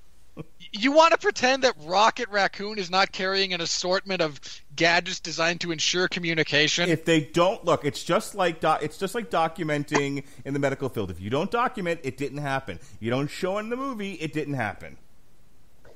I'm just thinking of when the movie. The actor that plays Sam in Game of Thrones, someone goes up to him and says so you did all that walking around up north of the wall, and you're still fat, and he's like, we have dragons and ice zombies in this show, and the thing you can't believe is I'm still fat. Look, I'm just saying. We just saw a man fly around what is apparently supposed to be a sun and move a bunch of rings together while being talked at by a giant dwarf so that he can make a magic space hammer to kill a giant purple guy with a glove that kills people. Right, I'm okay with all of that. I'm not okay with talking through space. There's no air in space. Again, then how Thor now has that because he is again. I'm okay with him existing in space. He's a god, and he has the Odin Force, now the Thor Force. I'm not okay with him talking in space. That makes no sense. It allows him to talk in space. No, it doesn't. Thor works in mysterious ways. There we go. It always allowed Odin to talk in space. You know what? I'm getting very, very close to renaming this network the Neckbeard in Broadcasting Network, because every podcast is now being descending into neckbeard conversations. This being one of them. You're welcome. Finish your points. I'm not ready to channel Lucy Lawless. You keep letting me on the show. A wizard did it. A wizard? Would you say a wizard there did are it? Literal wizards. I hope you guys get the reference. Oh no, I got it. I got it. Yes. 10 points. Thank Winfrey, finish up. All right. Let's see, I had a few negatives. I'm trying to remember if I think we've touched on them already.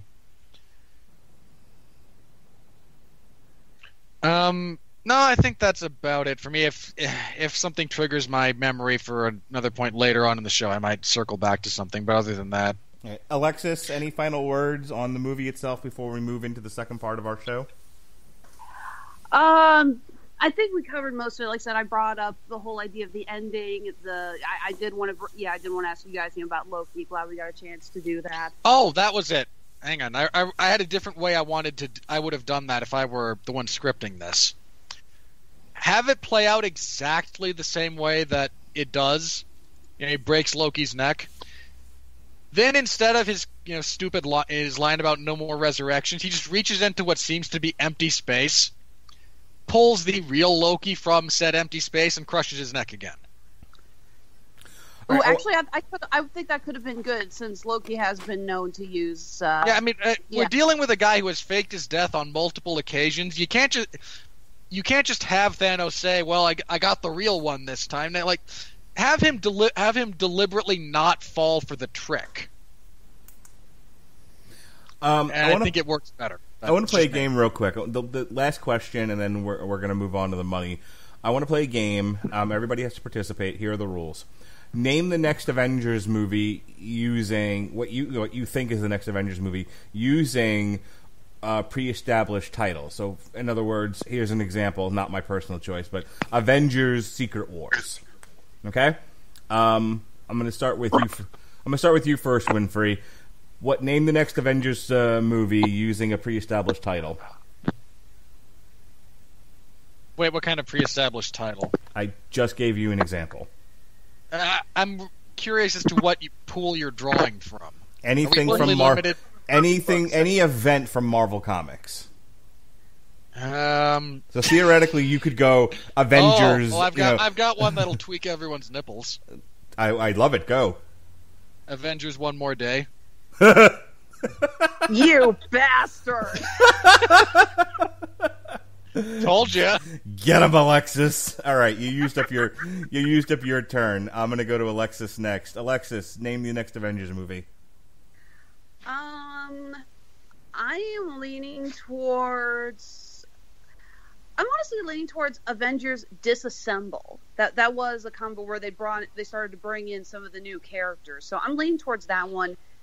If by the fourth movie, Benjamin's again, gonna send me so much hate mail for that.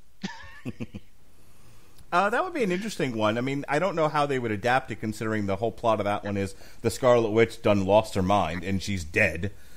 I thought that was House of M, where she lost her mind. She loses her mind a lot. So much. She's so unstable. Yeah, the Avengers Disassembled was essentially like an ECW opening tag team medley of everything the Avengers have ever done, and at the end of it, it was the Scarlet Witch did it. I mean, like, she might go mad if she saw something really traumatizing, like having her boyfriend's brain ripped out. She's dead! She died. She disintegrated. Oh, nuts. Sorry, that's how much I cared about her performance. I'm sorry, all of us man-spreading men talked over you. What were you saying, Alexis? Oh, when you mentioned the ECW, I just said, Sean's not here to translate that for me. Oh, they opened up every pay-per-view with a series of tag team matches that descended into 9 other tag teams coming out with their music, and it became known as the ECW opening medley. Gotcha. David, name that Avengers movie. First of all, what the heck's manspreading? Oh, it's... this podcast just got really different there. Trying to bring more millennial stuff into this. We tend to be Mark, an old stodgy podcast. I want to hip it up a bit. Don't. There's nothing about. Let me rephrase that. 85% of millennial culture, such as it exists, deserves to be left by the wayside. Of course, I know, us damn millennials walking around like we rent the place. Of course it is. Anyway, stop manspreading and stop mansplaining. Name that Avengers movie. Seriously, Okay. Don't ever bring those terms up again, Mark. I will fly down there and punch you in the nose. I don't know, next fight commentary, that might be a useful phrase to use. Okay, So I'm gonna go with, and this is how you do a segue, by the way, everyone. Avengers: Infinity Money. It's not Would really that be playing. Avengers: The Quest for More Money? Yes, there you go. That's There we Spaceballs go. 2 you're thinking of. All right, not really the rules they established for this game, but that's fine. By the way, I saw a Infinity Star Wars Money. cheese board in a store. Can we just say that Mel Brooks totally called it? Of course he did. All right, so In another 20 years, he'll have been more right about everything than we ever wanted to give him credit for. yeah, between Mel Brooks and The Simpsons, they really did predict 50 years of American pop culture and history. All right, so I'm going to name 2 because David broke the rules, and the one Robert came up with was terrible. So, Hey, look, let me be clear. I don't know enough about the various events in the comic books to draw from. That's not a well of knowledge I have. mm-hmm. So I deliberately pulled from one that I just knew would annoy people. Maybe we could go with the Clone Wars. Would that work? No, it's going to be Avengers: The Desolation of Smaug. Anyway, There's a clone saga in Spider-Man. There is. There you go. Avengers into the Spider-Verse. All right. So the two I think they're going to go with. Both of these are based on things I've read. These are things I've surmised. Things I've hoped for. A combination of all three. All right. First nominee is Avengers: Secret War. I don't know if they're going to bring the Beyonder into this. I think that's a lot to ask for. But I do think that the concept of getting off planet and dealing with Thanos is probably something they're going to have to deal with, especially with Captain Marvel being in the movie. And I know the next chapter of the Marvel Cinematic Universe is going to be a lot more celestial than it has been. So I'm thinking cosmic. I'm thinking Secret Wars might not be a bad one to go with to launch that. The other idea I had, and this one I read from Comic Book Resources, the only way that this is ever going to work is if they use time travel. There's been discussions Adventures that in time. they're close, because I know you suggested that, but there's an actual title of an Avengers storyline that dealt with Avengers from different time periods. And rumor has it that some of the principal photography has these characters in various previous stages of their characters' lives. Captain America in the 40s, Thor with long hair, etc. So with that said, I'm going to go with Avengers Forever. So we'll see. I like that. All right. Better than Avengers and Robin.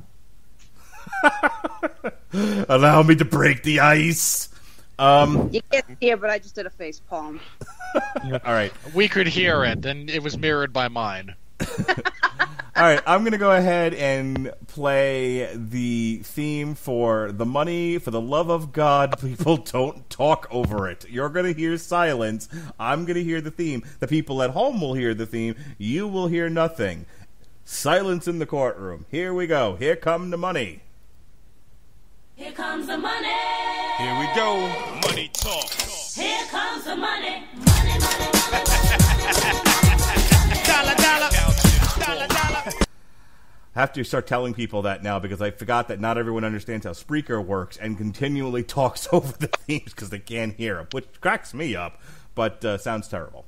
All right, Avengers: Infinity War with a budget of leave it to me. $400 million. Yeah, something was it? It was between $300 and $400 million. As of, I tend to lean towards the upper bound limit, and again, they shot both of these back to back. So. Sure, we'll go with $400 million. Not like it matters. As of this recording, and we're doing this on a Tuesday night, worldwide it has made $725 million. If you're another studio, you are just hating life and trying to find a voodoo doll of like Disney Studios. It's ridiculous. More money in its opening weekend than Justice League took in its entirety. Yes, that's hilarious. I was about to say that there's this awesome meme going around that shows Chris Evans laughing hysterically with Ben Affleck just looking pissed off. This may be a shock. Has someone photoshopped like the Ben Affleck's head onto like Sam Wilson's body from that bit in Winter Soldier, and he's just lapping him over and over, going on your left? So this may come as a complete shock to everybody, but Avengers: Infinity War debuted at #1 this past weekend. Yes, biggest box office opening of all time. Yeah, it passed The Force Awakens. I mean, I've said all year this thing is going to make $2 billion. I fail to see how I'm going to be wrong about that. So yeah, precipitous drop off over the next week, but that's about it. No, for the next 2 weeks. I don't look. No. There's you nothing asked, coming out. No, I know. But Not the for point another being, 3 you weeks. asked how. That's how it would happen. No, there's enough time between this and Deadpool. Shut up, Robert. That this continues to amass a lot of money. I hate Deadpool so much. We know we've heard the podcast. A Quiet Place fell from You mean 1 the one to where 2. you browbeat me into agreeing with you, saying shut up and have fun, damn it? Yeah, that one. You're gonna have to be more specific than that. That's It'd where make that it feel comes better from. if I told that you is I'm a where little that sick of bit Deadpool comes shit. from.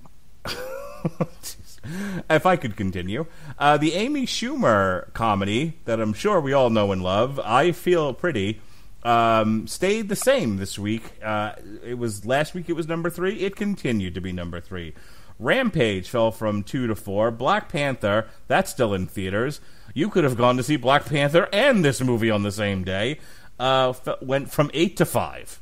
Just want you to think about that. This movie came out in February. It's still in the top 10, and it rose 3 places. Pandering's a great thing. Super Troopers 2 fell from 4 to 6. Truth or Dare 5 to 7. Blockers starring John Cena. Dun, dun, dun, dun. Hey Alexis, did you know that my daughter Lily, her very first celebrity crush is John Cena? You need to get your daughter into therapy. I agree. I keep telling her John Cena sucks. I sing John Cena sucks. She won't listen to me. I sing it too. You should have seen it when I went to my first pay-per-view. I was chanting along with the whole "Cena sucks." Moving on. And that's why you'll always be invited back to the show. He's only the best ever. No, that's the Ultimate Warrior. Moving on. Shut up. Ready Player One. You should have at least tried Goldberg. Nope. There's a better case to be made for Goldberg. You're a better case to be made. Ready Player One fell And that's from how I know I've won the argument. 6 to 9. Traffic 9 to 10. Isle of Dogs 10 to 11. The Met Opera Cendrillon, sure, debuted at number 12. A Wrinkle in Time. I don't know how this happened, and I don't know how I feel about it. Rose from 18 to 13. How is Reese Witherspoon turning into romaine lettuce? Still getting people to come to the theaters to the point where it rose. It went up 34.2%. I don't know how that happened. I could tell you, but you wouldn't like it. I'm genuinely curious. Really? Different You people really like different things, and people haven't seen the movie yet. No. You really want to know how this happens? Sure. Look at what happened in the political world over the last week. I can only imagine fell from 12 to 14. Chappaquiddick, 14 to 15. Sherlock Gnomes, 15 to 16. Tyler Perry's Acrimony, 13 to 17. You Were Never Really Here, 21 to 18. The Miracle Season, which made Jesse Starcher cry, 16 to 19. And finally, rounding out the top 20 rather, Beirut fell from 17 to 20. I hate movies. Lastly, a couple of other debuts this weekend that nobody saw. Disobedience debuted at number 22, Kings number 26, and Let the Sun Shine In at number 39. But, everybody else in the world saw Avengers Infinity War, and that's really all that matters. Right now, here's where we stand for the year worldwide. This thing's number 2 worldwide after its opening weekend. Of course it is. So right now, Disney, of course, owns the world. It's got the top 2 spots, both Marvel films. Black Panther's still at number 1 with over $1 billion. Avengers has got 725. The Chinese Chinaman movie, Operation Red Sea, still at number 3. Ready Player One hanging in there at number 4. Detective Chinatown at number 5. Robert Winfrey's favorite movie this year, 50 Shades Freed, hanging in there at number 6. That doesn't work on me, Mark. You know that. I don't care. It's still funny to me. Monster Hunt 2 at number 7. Rampage is hanging in there at number 8. Peter Rabbit, Sony's best movie this year in terms of ticket sales, is at number 9. Number 9 worldwide. $320 million, and rounding out the top 10 is Pacific Rim. So that's where we are. Of course, the number 1 movie of the year. Nothing else coming out this year is going to top Infinity War, or is going to make more money. I mean, Jurassic World, the nostalgia has passed. People will see it. It'll make money. It'll probably make its budget, but it's not doing $2 billion. And again, even the new Star Wars movie this year is, it'll be lucky to break even, considering they had to shoot the movie twice. And their big like cliffhanger for the trailer is, will Chewbacca die? Like, he's not in the next 8 movies. All right. I mean, I don't have a whole lot to add to this. Again, I stand by my $2 billion mark. The question really then becomes: Does it make more overall than The Force Awakens, which made $2 billion? Does it beat Avatar? Does it beat Titanic? I'll kick that off to you guys. Alexis, what do you think? You think Avengers runs the table and beats Avatar and Titanic worldwide gross? Considering James Cameron's comments about comic book movie fatigue, I am praying that it does. I would just love that to come back and bite him in the ass. Yes, that would be lovely. Okay, like I got to. So Mark, you like taking note of all the movies out and everything. So could you tell me how many movies were released in theaters in, let's say, the United States last year? Oof. Like rough number. Let's go with 300. Well, hang on. There's 46 weeks a year, give or take. I think 52 weeks in a year, isn't it? 52 weeks in a year. 52 weeks in a year. Okay, sorry, 40 some odd UFC events a year because my life. I could appreciate the confusion there. It's okay. That many weeks you get. Are we limiting this to major? Okay, so we're talking major theatrical. That's what releases? I'm saying. Like, if you start thinking about like the independent releases, it's up there, man. It's in the hundreds. 200. I went with 300. Okay. All right, so let's lowball it. So let's say about 200 movies released in major theaters every year or last year in the United States. How many superhero movies did we get last year? Jeez. Let's Wonder Woman, Justice League, Spider-Man, Thor. I'm sorry, what was that?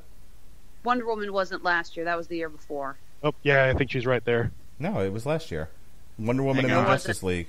Hang on. I will find this out. Before Justice League, so it would have been the year before. I don't think that's right. Wonder Woman was last summer. It was on my birthday. Nope, it was a fall movie. I remember that. Nope, it was June. Hang on. Wonder Woman 2017. June 2nd, my birthday.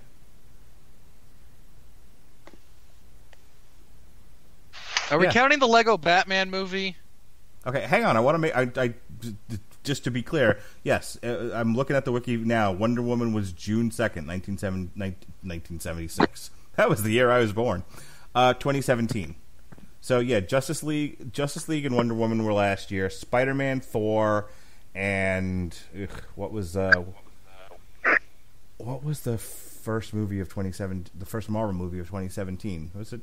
Wasn't Doctor Strange? That was 2016 in November.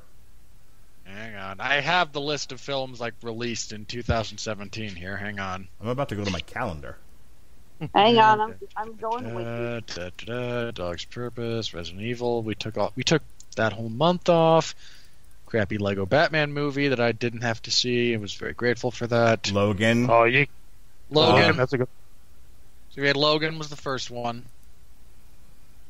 Well, Logan was the first comic book movie, superhero. Yeah. I'll count it as a superhero movie. Wolverine, X-Men, all that. I think it counts. Nothing in March. April. Well, Logan was. We had March. Guardians. No, we had the second Guardians in April. Oh yeah, that's an important one. Okay, so yeah, those were the three Marvel movies. Was Guardians, Star Wars, Spider-Man, and Thor. Yeah, we had Wonder Woman, which was released depending on where you were in May. Are we counting Power Rangers? No. Okay. If you want to get technical, there was also a small movie called Wilson that was penned by Daniel Close, same guy who did Ghost World. All right, so what? Spider-Man. Where are we going with this, David? So all right. So there were 6 superhero movies released last year in the United States. So 6 divided by 200 times. Did you also include Kingsman and Valerian? Those were technically comics. Yeah, I was thinking more like superhero comics, but good catches there. Okay, so we have a whopping 3% of movies released last year in the United States were superhero movies. Can't you just feel the fatigue?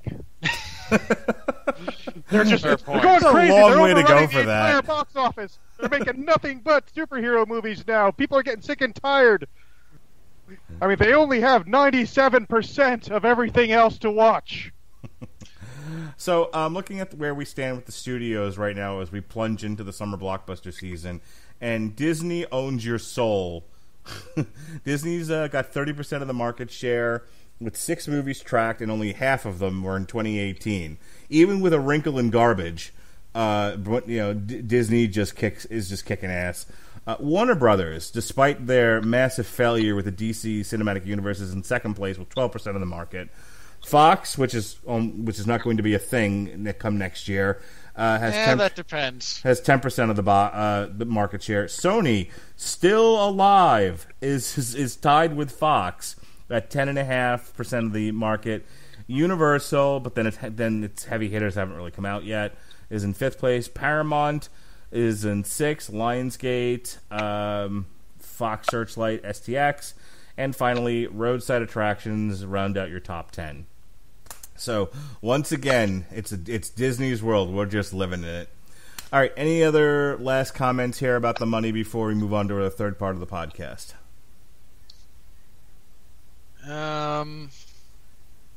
Good on A Quiet Place, still sticking around at number 2 for this particular weekend, and for continuing to make money, because it's a pretty solid movie.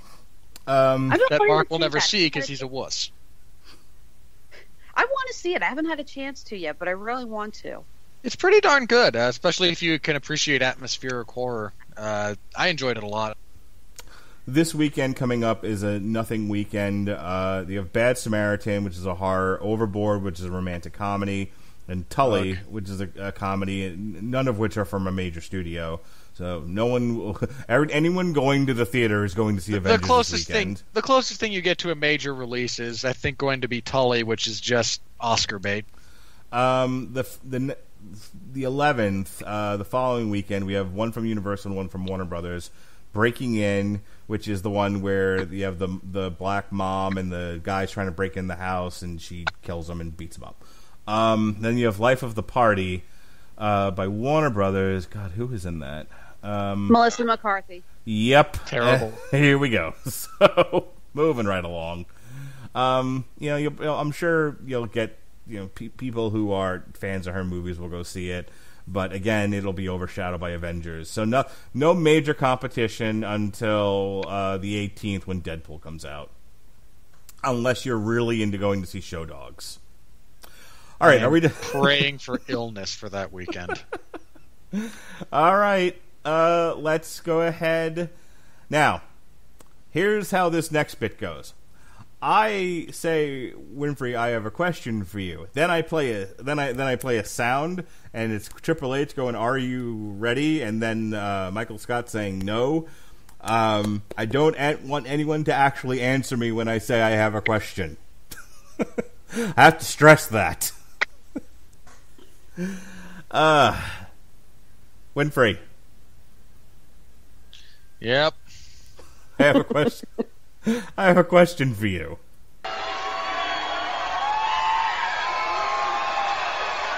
Are you ready? No! I said, are you ready? No, God! No, God, please, no! No! No! No! So, for the last couple of months, when we prepare to do this segment, I've been sending Robert pictures of some of these Rotten Tomato ones, the ones that I think are the most egregious, because I can't wait for the show. Do you just want me to? I mean, like, are you actively trying to push me towards suicide? Is that what you're doing with These this? are some great ones. We're going to start with them, okay? Joy. So let's start with Matthew. Now, Alexis, this is your first time on Damn You Hollywood. You've been on TV Party. You've been on Source Material. This is where, and I don't know how many Damn You Hollywoods you've listened to, but this is where we tell the critics they're terrible at their job. Statistically, it's a very small amount.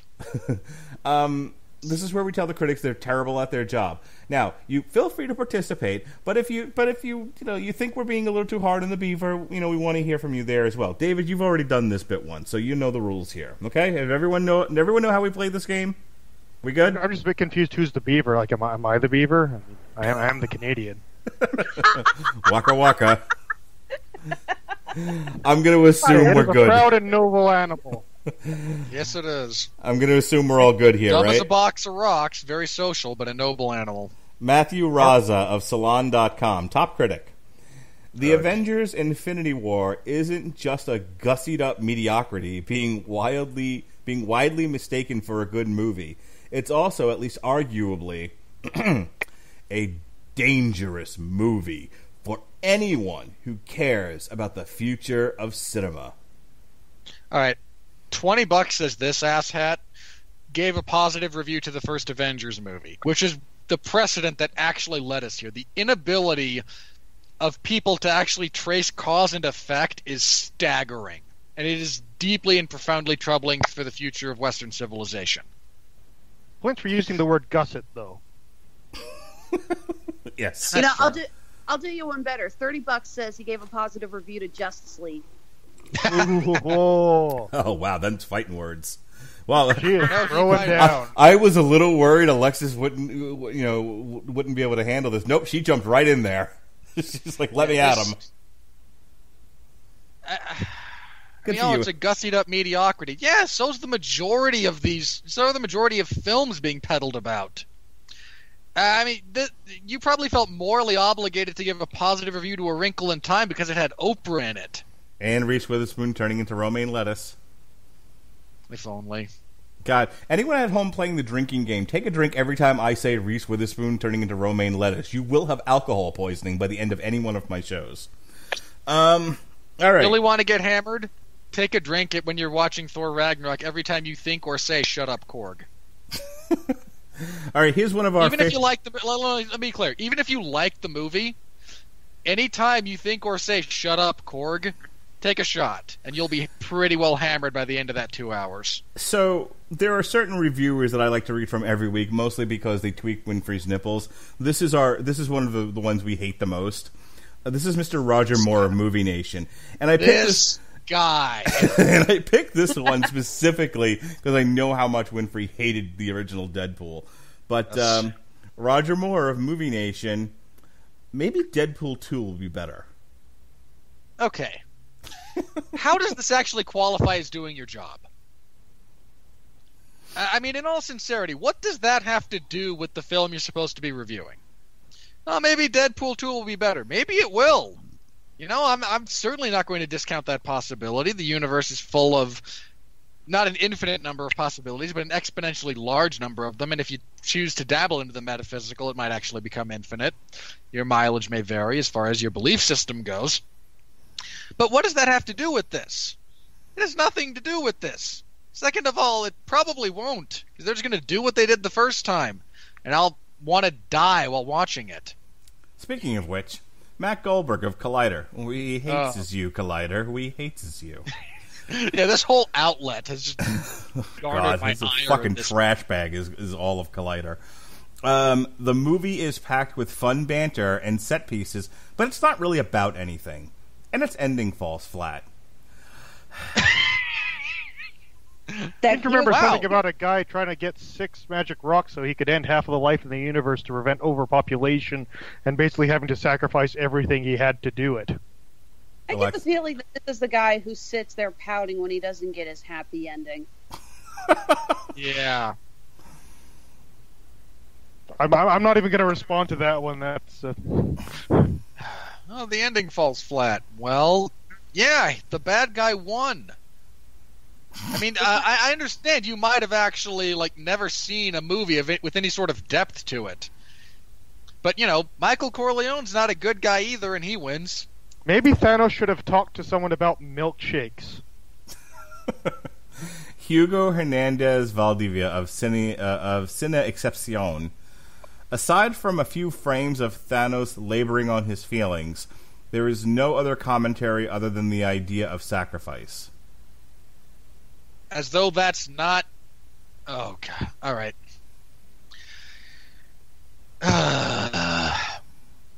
know the notion of sacrifice is somehow not enough. I mean, the fundamental notion of sacrifice is what actually separates us from the... It is the grand revelation along with human consciousness.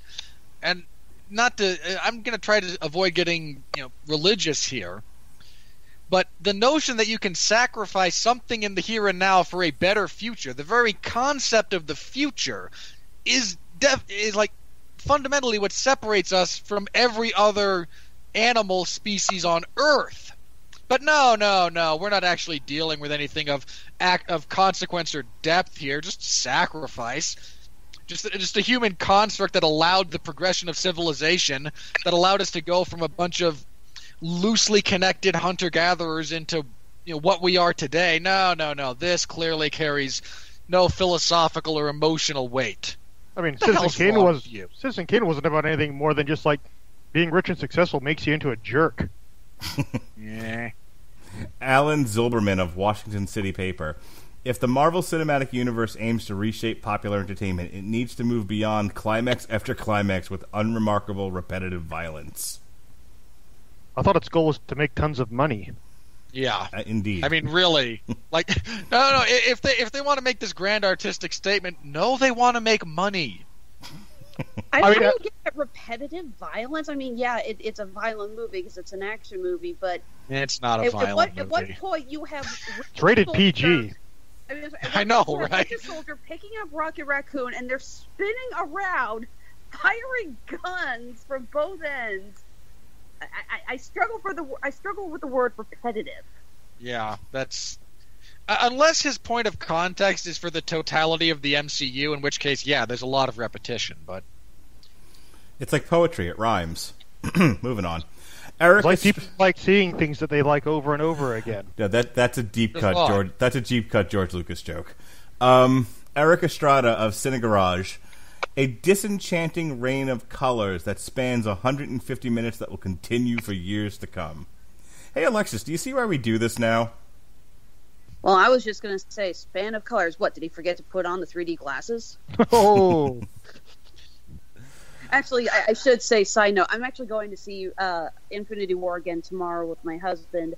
And one of the major reasons, not only because the movie was awesome, I bought 3D tickets, and I thought we were going to see it in IMAX 3D. I bought Prime 3D, and the screen was actually darkened down quite a bit. It hurt the eyes, and there wasn't a lot to see, so we agreed, we're seeing it again. We're not seeing it in 3D. We're not going to risk that happening again. So we may have just gotten a bad projector. I don't know. This guy just really likes his sepia tones. That's what this is about. How dare it be brightly colored and easily readable? I demand more Michael Bay robot fighting when I can't tell what the hell's going on. More blue and orange. Watching two piles of garbage trying to make love to each other. Rebecca, that's basically what a Transformers fight scene looks like. That is shockingly accurate. I think credit to Red Letter Media for that description, but yeah. Rebecca Paul of Film Journal International. Enjoyable but empty. Avengers Infinity War embodies the humdrum side of the MCU. I would have liked to go full humdrum. What do you consider not empty? I was going to say, if she considers that humdrum, I shudder to think what the MCU movie she actually considers to be on top. One she can attach unreasonable political perspectives to. Yeah, I'm sure she loved Black Panther. I mean, consider the outlet. Paul Whittington of the Irish Independent. Pretty sure we hate this one. We hate this rag, and we get a lot of our bad reviews from it. Joe and Anthony Russo's film is like an over-egged birthday cake, edible in patches but spoiled by too many competing ingredients. No. I'd say it's like a well-made birthday cake. Going with no. Like, what's your gripe here? Like, oh, there's too many competing. Like, what would you have cut? Like, how would you have done this better? Yeah, I honestly, I was saying to my dad, I was like, one of the things that disappointed me was they didn't explore anything with Natasha and Black Widow and Banner in the one moment they have together. And my father was like, how long did you want this movie to be? 4 hours? Like, well, kind of. To be fair, like, I could deal with that, but if this is being made for commercial release... Right. I'm sure I would love it like a 4-hour cut of this movie that actually gives some more character beats to the other characters. But hey, it was Thanos' movie. I got it. I'm not going to argue. Look, to the unpaid intern listening, if you have access to this, pitch that. We will take a 3.5-hour cut of this movie that is just an expansion on stuff from what was released. You don't have to include anything from the upcoming sequel. Not for nothing, but I have the special editions of all the Lord of the Rings movies, and those clock in at about 3.5. I think the whole thing all told is 12 hours. And my God, there was stuff with just Eowyn and the not dead brother from they spent some more time fleshing out their romance. Right. All right. There's a reason it ended up on the cutting room floor, but. They didn't even film Tom Bombadil just to further piss off all the tourists. No, Tom Bombadil! God, why did you say that name? It's like Martha. Anyway, Blake Crane of Film Bulls. I don't even understand what he's saying here. Avengers Infinity War changes everything. Maybe. Huh? Okay, I can kind of decipher the stupid here. I think he got his Last Jedi review crossed with his Infinity War review.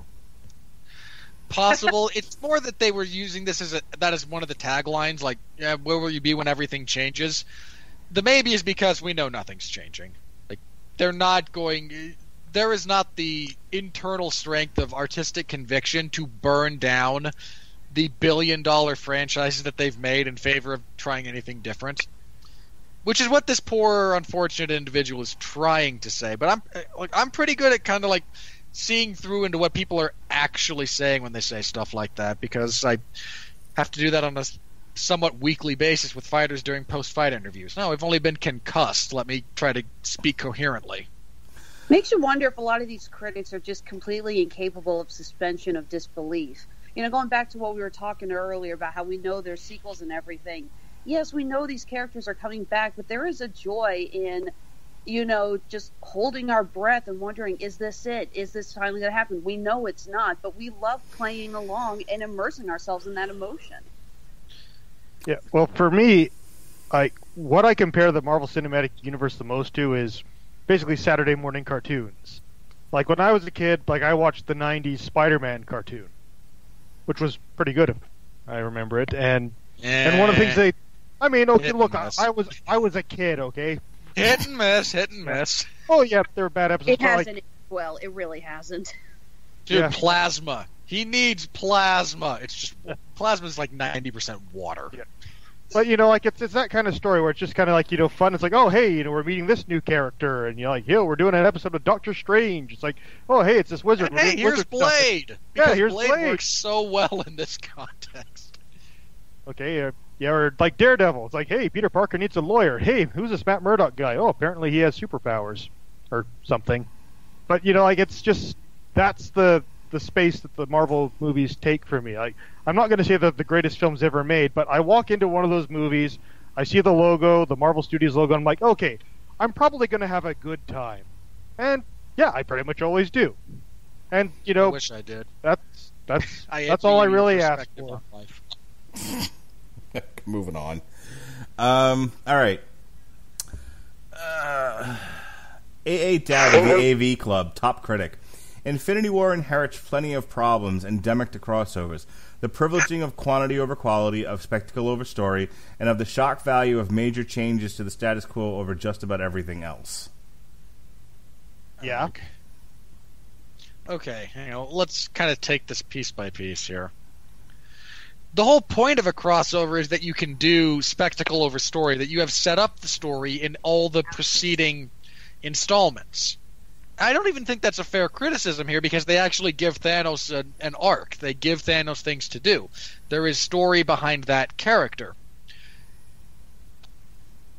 And as far as changes to the status quo, I mean, A, nothing's really changing, and B, yeah, that's kind of the point. The point behind these major crossover events is supposed to be that they are narrative beats, and the overarching narrative. These are the bumps in the road. These are the things that you have to correct for, and affect the course of things going forward. I mean, that is how these are supposed to be. That's what they are in most of the comics when they do big crossover events. It's to, in some cases, just hit reset buttons because, boy, we sure didn't like how that went.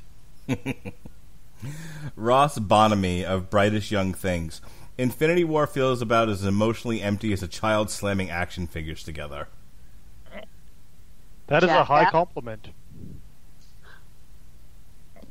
I mean, again... Hang on, Alexis, you were about to say something? Sorry, I wasn't about to say something. I just blurted out, jackass. Oh, okay. I wanted to make sure it was heard. Go ahead. Well, I'm curious. I mean, first of all, how you react to things emotionally is uniquely personal. Mark was like, "No, Peter," and I watched that and went, "Yeah, no, no." We both said no, Peter, but differently. I wanted the scene to end. No, just stop talking and go away. I'm just going to respond to that with a quote from Bob Chipman's review of the G.I. Joe Rise of Cobra movie. It's like, this is a movie about two secret organizations going at it with every single fighter jet, battleship, submarine, tank, and ninja that $150 million can put on screen. You know, the only thing missing from the action scenes is this enchanted voice saying batteries not included, and everything looks like it was choreographed by throwing a bucket of action figures at a group of 5-year-olds and transcribing every single damn thing they do, and I mean that as the highest form of compliment. Take a breath. There's nothing wrong with getting into that headspace once in a while. There isn't, and again, I would challenge the, emotionally hollow bit with, just because you walked out of it feeling dead is not that. Hang on, that doesn't mean the movie failed in this particular instance. I mean, if you walked out of Thor Ragnarok like I did, feeling dead, or you walked out of Deadpool feeling dead, that means the movie failed you. And look, that does not mean the movie is a failure. It means it failed you, which is fine. Those movies aren't made for me. I can live with that. If you walked out of this feeling dead, it's because you were supposed to. I mean, and I understand that, we've spent 20 years debunking the importance of authorial intent, or in this case, filmmaker intent, but considering they kind of wanted you to feel that way, that does need to count for something. All right, we're going to start winding this down here. Michael Phillips of the Chicago Tribune, top critic. 10 years ago this month, the Marvel Universe was launched with the fresh, lively, relatively easygoing Iron Man. It seems more like 100.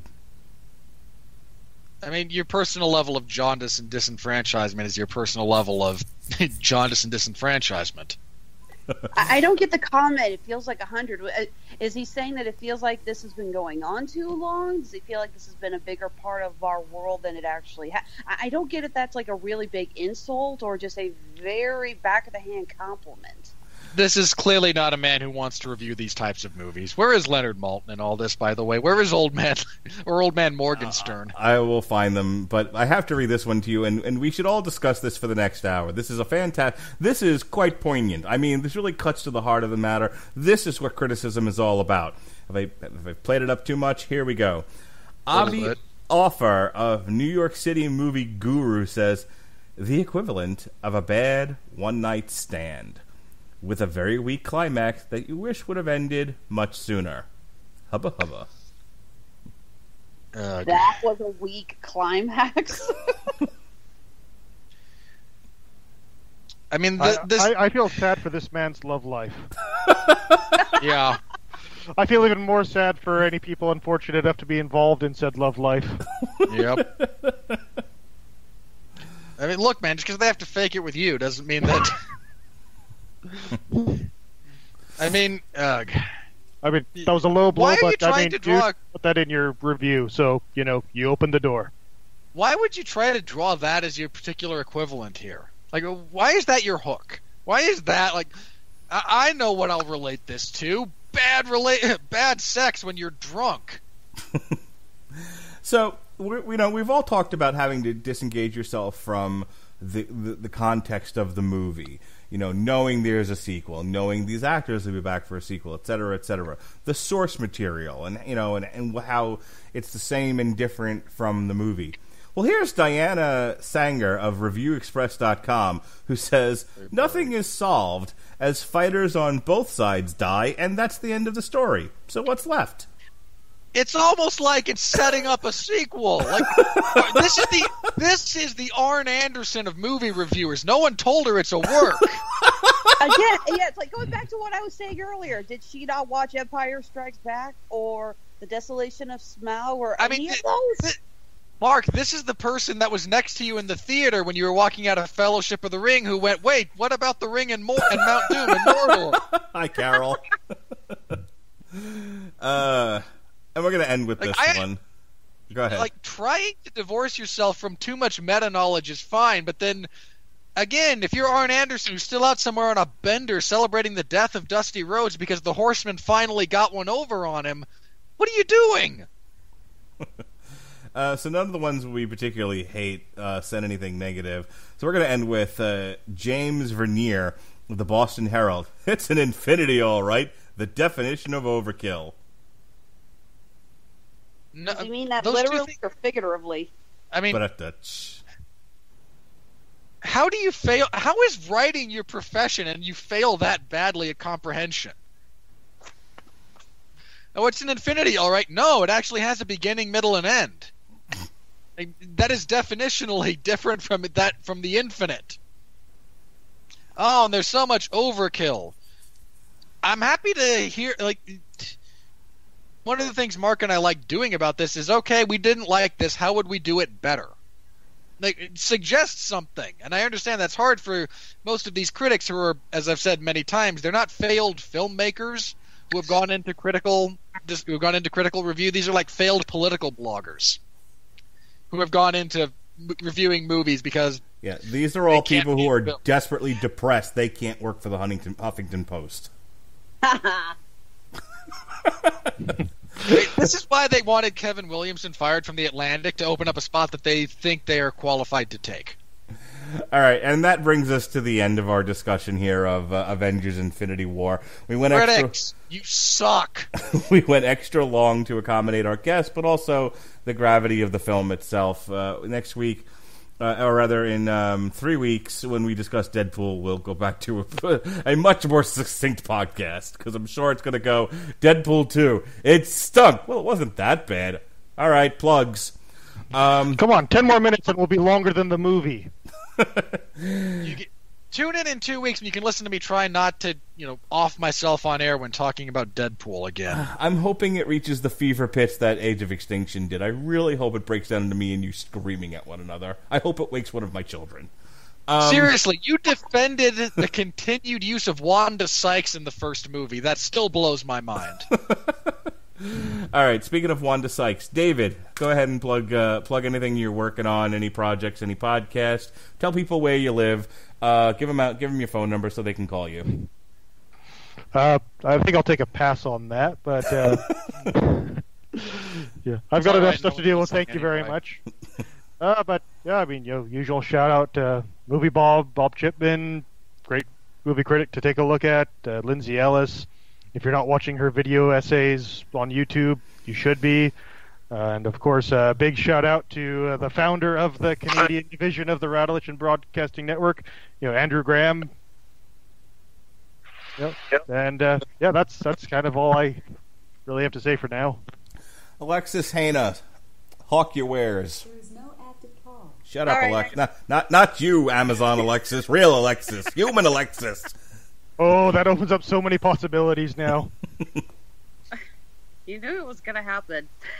Okay, actually, we do have something special going on. In honor of Star Wars Day this week, May the 4th, Honeysuckle Rose Creations is actually doing a big sale. 20% off on our Etsy store on anything that is sci-fi outer space related.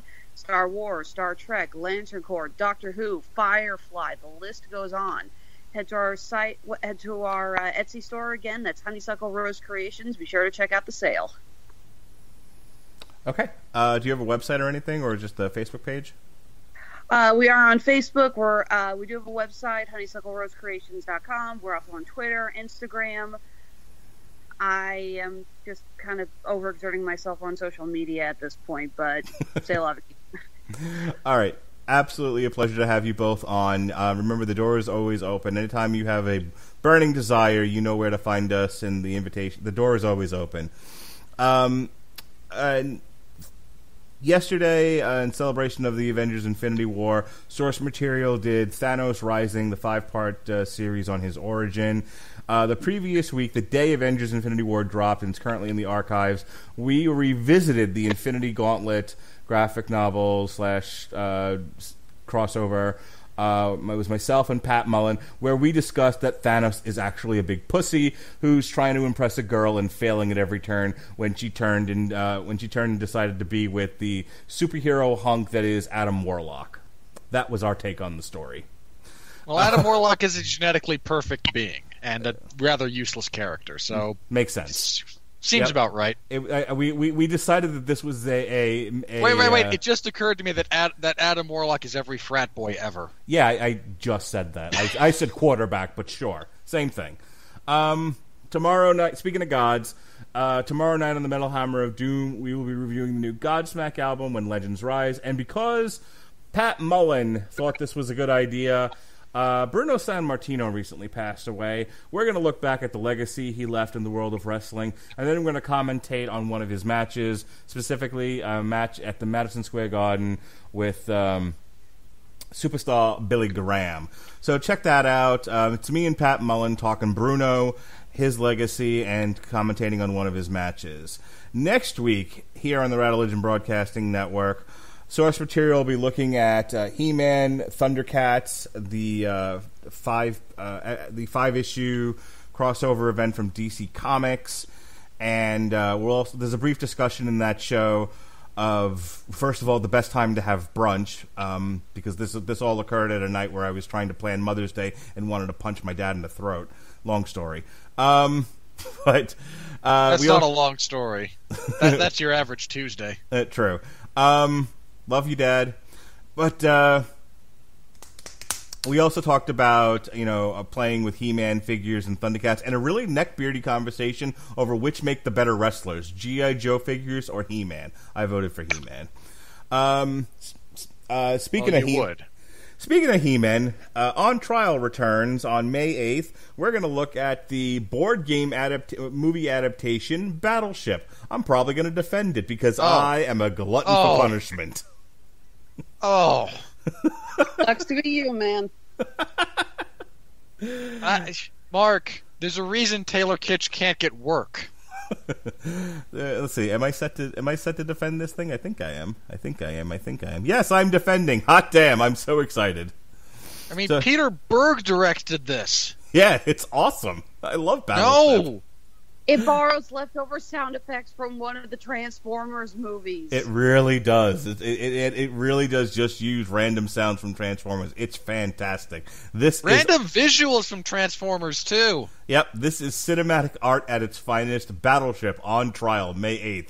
Check it out. It is awful, awful, awful. I will say this. If you didn't see the movie, don't. Just listen to these two talk about it. You'll be better off. That's the movie that made us all quote Jay Sherman. If the movie sucks, just don't go. Yeah. Just don't watch. Yes, Jay, everything stinks. And speaking of stinks, on the Metal Hammer of Doom, we'll be reviewing the new Monster Magnet album, Mindfucker. And that's enough plugs for me. Winfrey, do your plugs and take us home. All right. This coming Sunday at 8 p.m. Eastern Standard Time, we will have the 411 Ground and Pound radio show back in action. We took last week off because there was nothing to talk about. I mean, there was a Bellator card we could have previewed, but I hate Bellator. And apparently Frank Mir got wrecked by Fedor. Yeah. I wish I could be happy about that because I'm a big Fedor fan, but I can't. It's Bellator. I just can't. Now they're gonna have to. Now they're hyping up because the next round of that tournament's gonna be Fedor and Chael. I would rather eat glass. Okay. Anything else, sir? Hang on. Well, this week we'll be previewing UFC 224. Pretty sure. Yes. Which is not a good card. Yes, you are previewing UFC 224, which is Nunez versus someone who's going to get wrecked by Nunez. Yeah, it's not a good card. Oh God, it's a But Cal we'll Pennington.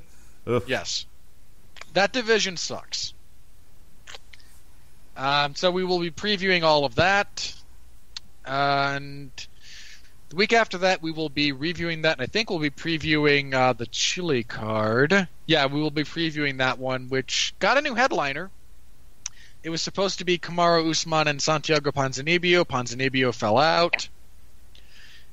So Damian Maia steps in to fight Usman. So we'll preview that card. That's also not a very good card. They're in Chile for this, right? Yeah. This is their debut in Chile. Boy, that's not a good card. You would think Winfrey drank, but he doesn't. He has to do this sober. I do not drink. That is very true.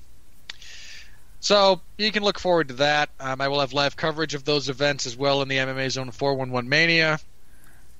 So if you're into the sport of mixed martial arts, stop by, say hello, follow along if you're so inclined. I won't be on any of the upcoming podcasts for the next couple of weeks, apart from those, I don't think. But I will be back For Deadpool. I am praying for illness. I am praying for some kind of debilitating sickness. Would it make you feel better if I told you I'm not a huge Deadpool fan myself? It helps. But I have a reason. Comic-Con vendor. I see at least 10 Deadpool cosplays a week. More or less than the Harley Quinns. Hang on, this is where we have to reference that this is the winter of Winfrey's discontent. He has a run of all movies he's very excited about, starting with Deadpool, then Solo, then we break for 2 weeks, then The Incredibles, then Jurassic World,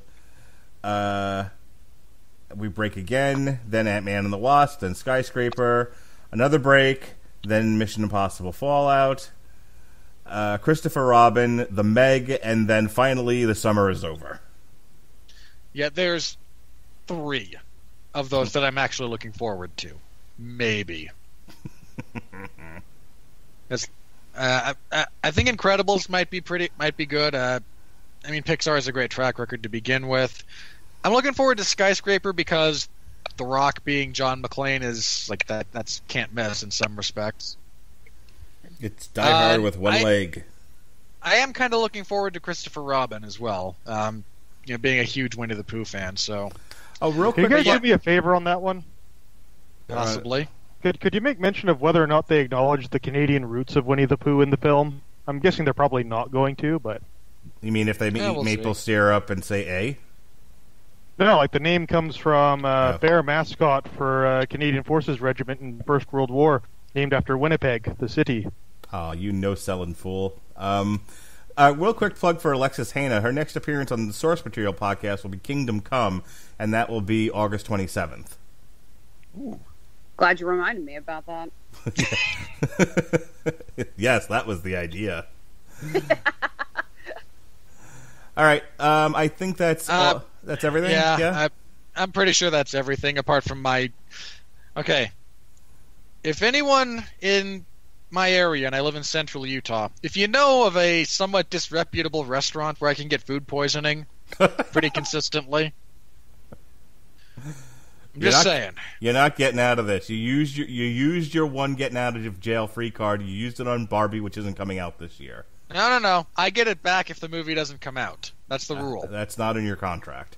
All right. That absolutely is in my contract. All right. I'm taking over the outro here, God damn it. For Alexis Hana of Honeysuckle Rose Creation, for David Wright from our Canadian office of the Rattledge and Broadcasting Network, for Robert Winfrey, who is discontented. Might not be here in 3 weeks. I'm just throwing it out there. Yes, you will. You don't know that. I'm your mandated reporter, and frankly, I'm mortified, Mr. Mark Rattledge, and this has been our coverage of Avengers Infinity War. We'll be back in 2 weeks for Deadpool. Be well, be safe, and behave. And for the love of God, don't talk over the outro. Like this.